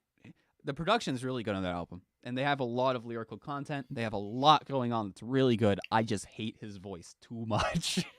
Yeah, I like don't like 21 Pilots. I think that Trench is really good. It's a really good album. I would just never listen to it, sadly. But we're not talking about that. We're going to talk about, I think, Indestructible now. Yeah. Oh God, I don't want to. I have to preface what I'm about to say about Disturbed is nothing against you as a person because I think that if anyone can like music at all, that's good. I don't care if I don't like it or anything. The fact that you find enjoyment out of this art form, Okay. that's But amazing. before you go on and talk about Indestructible, I have a feeling you're going to get into some of the stuff that we talked about through text, and Maybe. maybe I just want to say ahead of time, the only thing I really wanted to get across was when I listened back to the last podcast, I caught something that I didn't catch while we were doing it, which was you said that the song Sound of Silence, originally by Simon and Garfunkel and covered by Disturbed, was about being silent. And I had, when I caught that, I texted you immediately and said, it's not about being silent. It's Well, yeah. about the importance of not being silent. And That's then what we I got into mainly we got into meant, this but whole like, debate. yeah, you're right. That was really my whole point. And the more I've thought about this, I don't care as much about like any of the stuff that we talked about after that. I just wanted to make that point clear. And All now I right, think I have. that's But fair. anyway, we can still talk about that. But go on. Say what you were going to say about All right. Indestructible. So again, I think people find enjoyment out of this album. Whatever. I think it's great for that. There isn't a single track on this album that is remotely good for me. Okay. Oh my. Uh I'm not here. What's his name? What's the lead vocalist's name? David Draymond. David Drainman. His vocal delivery is so vile. It's so bad. It's really cringy. There are It's moments not for like everyone. anytime anytime that guy goes and does those weird maniacal laughs, it really is just like, I shut up. I listen to that and I'm just like, okay, kid, dude, are you like 11 years old? It's really wincy. Uh, I think that he can write lyrics decently. Sometimes they're really bad. Sometimes his lyrics are so bad. You're broken, so am I. I'm better off alone. No one to turn to and nothing to call my own. Oh my lord. Mm. Like some of those lyrics are really bad. I think he can write lyrics fine. I think God, when he says things though, like "come inside and be afraid of this impressive mess I've made," it's like okay, that's weird. The guitar tone terrible. I don't like the tone of the guitars. I think they can write riffs perfectly fine, but the way that they've overproduced them, made them so loud out of just artificially, and the way that it sounds clean, almost like the distortion is too refined. It sounds too good to the ear, so everything just bounces off, and there's nothing that's sticky, nothing that is actually like getting into my head at all. It's a lot of just in one ear, out the other, and there is really nothing going on with the percussion. The drums are really bland, very very basic and simple, which is really really bad to have in a metal band. One of the best parts about metal is the diversity that you can have in the percussion, and they do not have that in any color. The bass, like their instrumentation is so really it's run of the mill. It's what you would expect, but there's nothing going on. Really, they have these really typical, like new metally, like riffage, and I think that's fine if you can do something different alongside that. Which is why I like bands like Mindless Self Indulgence, who have like the same like problems with lyricism and stuff, and that's not the point of it. I don't need a band to be good at lyrics to like them. I like Playboy Cardi, who has lyrics like "I'm gonna go fuck that bitch," "I'm gonna go smack that bitch," "Shotgun suck this dick." Like that, I don't care. It's good.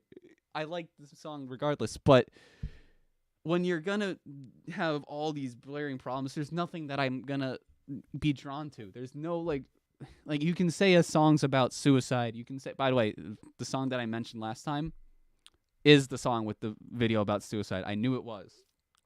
Okay. So I remembered "Inside the Fire." That's it. The Mm-hmm. way that they use production is so weird. They use their pedals and the sonic elements of it are just so odd and just so kind of they're just artificial. It feels very fake. Everything feels superficial, fake, and bland. I can't like this. It's not. It's just for me. Everything is very very.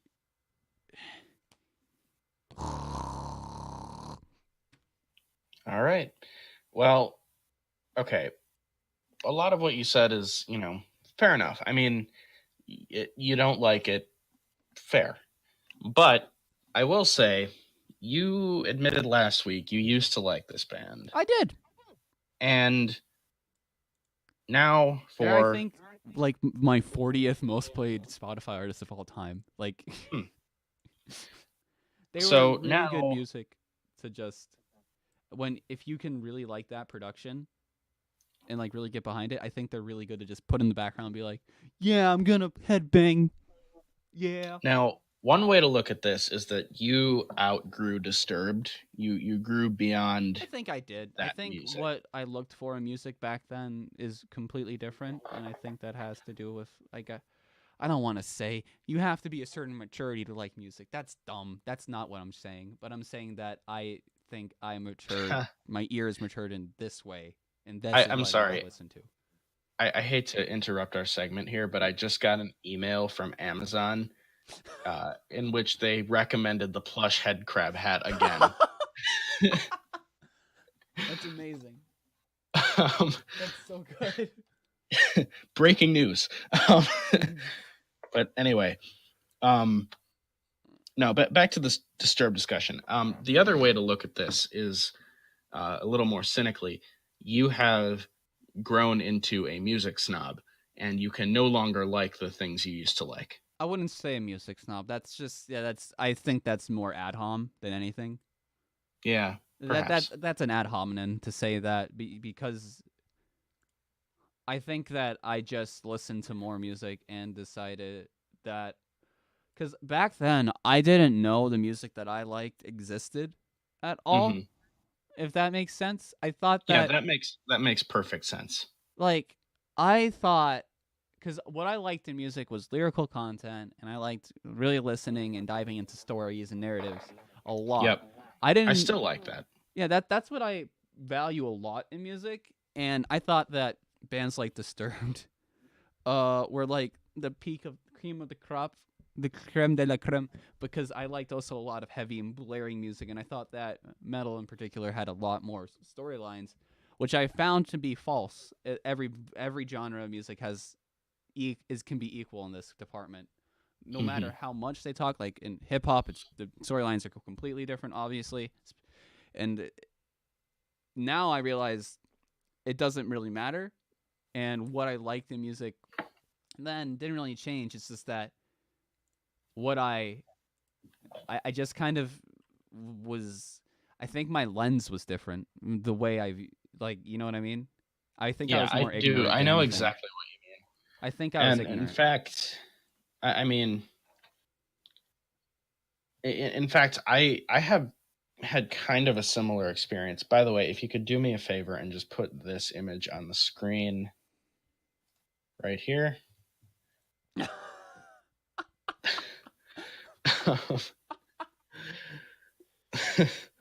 That is the head crab hat.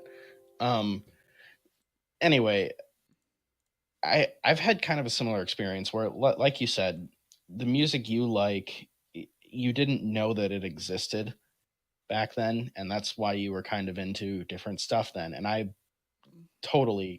get that. I think the difference is that so far, at least in my experience, I haven't encountered a band that I really liked at one time that I now hate. Really? Yeah, so far everything that I've ever really liked, and I don't mean just like, yeah, that song's good. I mean like that I really loved and thought was great. Everything when I go back and listen to it now, it's like I still think it's pretty good. Even if I'm not into it as much, I still like it. Um, And I think that's where we differ a little bit. I think that I used to think that certain lyrical modes and were actually like really clever when I was a kid. Like I used to think lyrics that would go like "Don't mind us, we're just spilling our guts. If this is love, I don't want to be loved." We're like, "Wow, that's so cool and innovative." And I'm like sitting there like, now it's like, Jesus Christ, Hmm. that's really not good at all. There's nothing that's really just really wincy and just makes me think, oh yikes. Because I Mm. went from that now, like even I'm gonna pull up some of the grouper lyrics from my favorite song on the album, which is the last track, "Come Softly." Okay. Uh, like the lyrics are, "I've been waiting for you to come gently to me in the nighttime. I feel you." That doesn't seem like much, but when you get like these lyrics slowly coming down on you, and they just continue on with like, "Come softly, the sky breathes," and she's literally kind of like in this ethereal, like the lyrics on the album are very like falsettoed and very like hitting you lightly, and like they're just breaths in the air, like the world around you is kind of speaking to you. So you're hearing this like, "A mirror to see, a soft light warm in me, in a mirror you are mine, the only thing caring in me, come a soft light comes." That's like very like the way they float around. I love that. I love when like the lyrics, the way the music sounds, and the music itself all synergize completely together. When you get but when it's more just, I'm gonna be very bland and hit my guitars as loud as possible, riffs that are just really just like what I think bands do and genres that I've found, I guess you like do, is that they can make catchy riffage and catchy hooks. They can do it. Everything around it is just, there's nothing synergizing with that in my experience. Mm. So it's like you have one like ray of hope, and there's everything around it's dragging it under the mud. Mm. I think that that's the big problem, is that catchy riffs can't carry you through an album. Yeah. I Okay. I mean that's kind of fair. To me, I like catchy songs. You know, I don't That's like all fine. catchy songs, I do but love catchy songs as well. Like, I'm not saying that. I just think that catchy songs need to have more than just a catchy hook. yeah, I okay, fair enough. Anyway, um, are we ready to move on from this to our next prediction, Prediction? or excuse me, recommendation? We I did the prediction believe. segment already, Ryan. Oh man,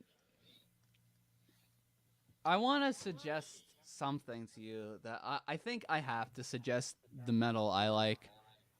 Now, I think it's required, right? It's just Okay, that's what I that's have to fine. do. Now, oh man, it's gonna be hard on your ear. I think it's really heavy. It's really heavy. All right, I'll emphasize this. The album I'm gonna recommend to you is Jane Doe by Converge. Now, reading the lyrics while you listen is almost required for this. Why, you ask? Okay. Some of the lyrics are inaudible, and to this day, people do not know what they're saying in the song because it differs from the lyrics written with the album. Okay. That sounds weird. Doesn't sound like you. That's how it works. But based on like the first track, the lyric, I guess I'm spoiling it. How dare I, right? No, The that's okay. first track, the first uh track has the lyrics sung. It's a 1 minute track where the guy just screams I stay gold" over and over again. But there's a poem written beside it, and there's a reason why he's saying that over and over again with that poem. Uh, Is it by chance the Robert Frost poem that whatever it was, the one that is referenced in the Outsiders? what is the Robert Frost poem? Something like nature's first green is gold. It's hardest hue to hold. That one. It's I can tell you the lyrics right now. It's dear, I'll stay gold just to keep these past at bay, to keep the loneliest of nights from claiming you, and to keep these longest of days from waking you. For the for I felt the greatest of winters. No, it's his own writing. Yeah, Okay, it's so definitely his obviously own not. writing. Yeah, yeah, yeah. Okay, okay. Well, yeah, I'll definitely listen to it. We'll see. It's different, and it's in my opinion best metal record of all time. I love it. I love it so much. And if you like catchy things, if you can get behind how heavy it is, there are a lot of catchy things, in my opinion, catchy riffage and stuff. The lyrics aren't too catchy, but like when you're screaming as heavily as he is, it's not gonna be. Okay. Well, I'm more interested to listen to this than I have been the last couple of weeks, to be honest. Like this is more interesting to me at least. So we'll see what I think of it. Yeah, Um okay. So last time, I don't remember if you said this on the podcast or if it was in our post podcast discussion, which we always have. Sorry listeners, you're not privy to that. yeah. But um you had said that like sort of more poppy stuff you're not as familiar with, I generally speaking. guess, yeah. Uh, You said something along those yeah. lines. I think it. I pop is definitely one of my weaker genres of knowledge. Okay. So the thing is, I don't particularly like pop music either. It's not that I don't Um like it. I don't look deeply into it as much as I should. I do like like pop music. I just a lot of pop music to me is just fine. You know, it's not something that I would listen to regularly or anything like that. yeah. Um but anyway, the album I'm recommending is not pop, but it's more poppy than most of what I listen to. Um, Now, I'll preface this by saying I guarantee you that you have heard 3 songs from this album because they were massive hits, and it's there was a certain point during your childhood Can in I which they guess were this album? inescapable. You may guess. MGMT? No, Oh, thought it was gonna be that kid song. That do do.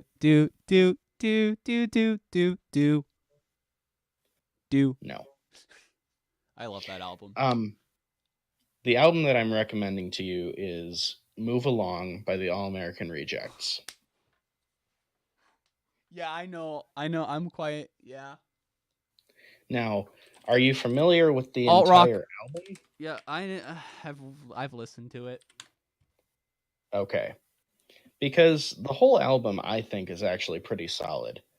Like, obviously, you've got the three songs near the top of the album that are all, massive Billboard hits.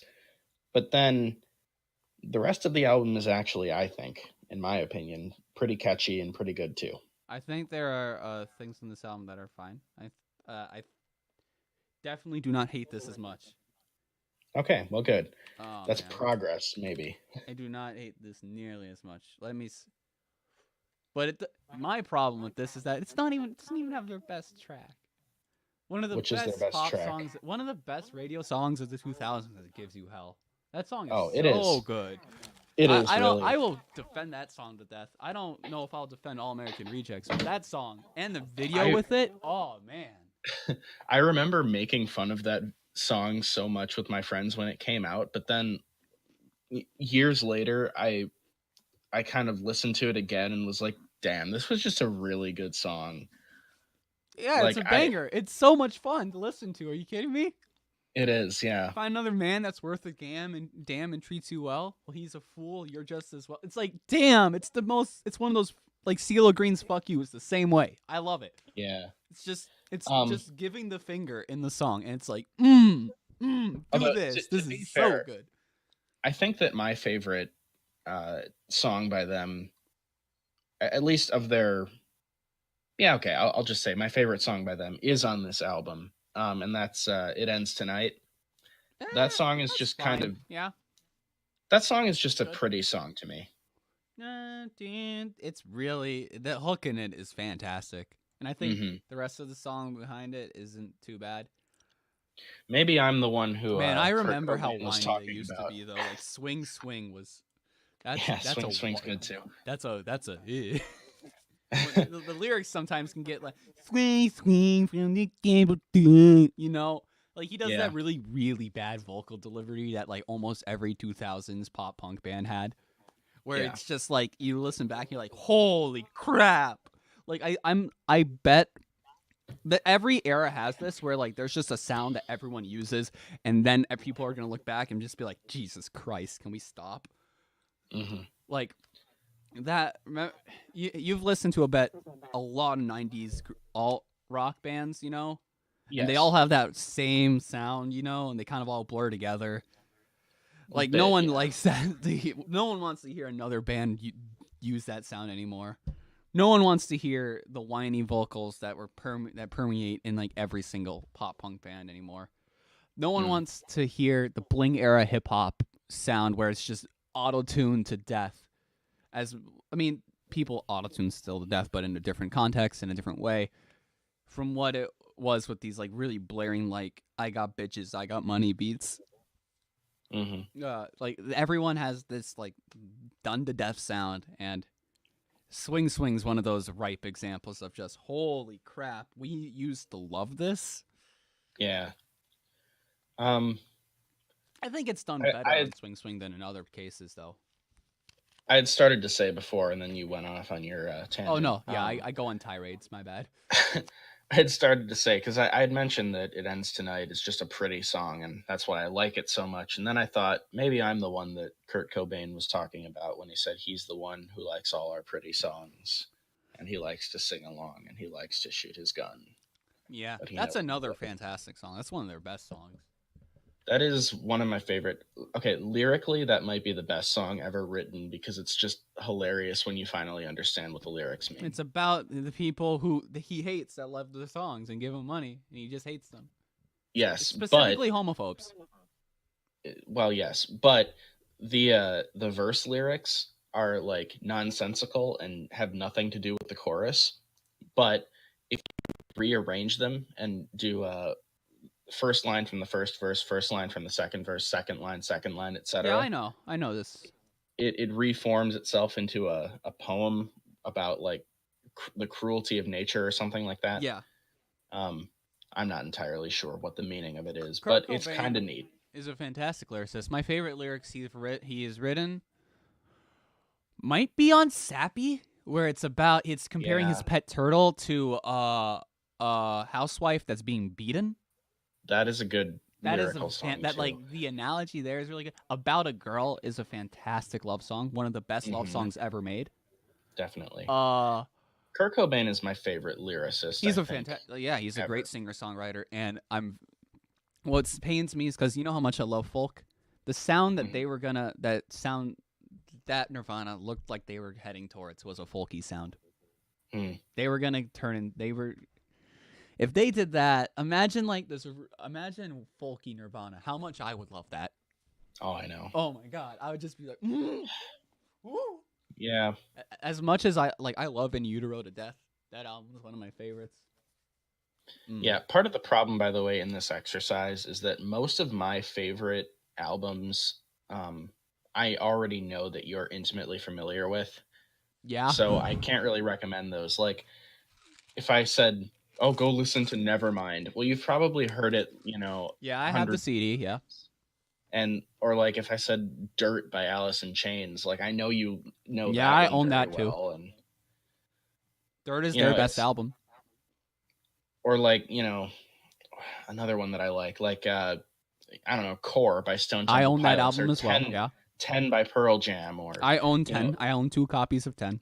like all of those '90s alternative and grunge albums that I like. I already know that so I have to try to go elsewhere The to find 90, something well, that. especially because my dad, when we were kids, he still does this. He plays Lithium at Sirius XM radio. I don't know if you Uh-huh. know what that is, but that's named after the Yes. Nirvana song Lithium, so it plays nothing but 90s alternative and grunge. Okay. They Yeah, that's cool. overplay Pearl Jam. We can't listen to Pearl Jam anymore. It's so bad. They play Pearl Jam 6 times an hour, I swear. Jeez. Um but anyway, um Pearl Jam isn't that good outside of 10 even. well, yeah, I would agree with you. Just they had a few. They had a few good songs. Some of those, like I think Vitology is a solid album, but it's not 10, All right, this podcast has been going on really long though, Oh, way too long. and I do have a doctor's appointment soon. Oh boy. Well, we should wrap this up then. I got what's it called? It's the thing in your wrist that makes your fingers numb and makes pins and needles. Uh, Oh. it's that thing. Carpal tunnel. I have that. Oh, carpal tunnel, yeah. Yep. Mm, that sucks. It's because I've been playing guitar really too much with playing League. And I've been playing it in such a way where like my wrist is going nuts, and I think Mhm. it's really damaged. Yeah, it's treatable. It's easy. You just need to stretch a lot, and I'm gonna try to get some help with that. Okay. Well, anyway, we should try to wrap this All then right. because we've Yeah. been going on forever. Um, This is gonna be one of the longer ones. yes, let's try not to do this again. I mean, we went on a couple of real long tangents. We And were that's talking okay. I about think that's we were fine. talking about fossils. We were talking about Half-Life. We were talking. I mean, we got into some weird territory, That's but okay. uh, anyway, for we'll be back probably next week with episode 5 of the Triple Doink podcast. Mm-hmm. I'm Gordon Freeman. This has been Barney Calhoun. Bye, All right. everybody. See you See you next next time. time.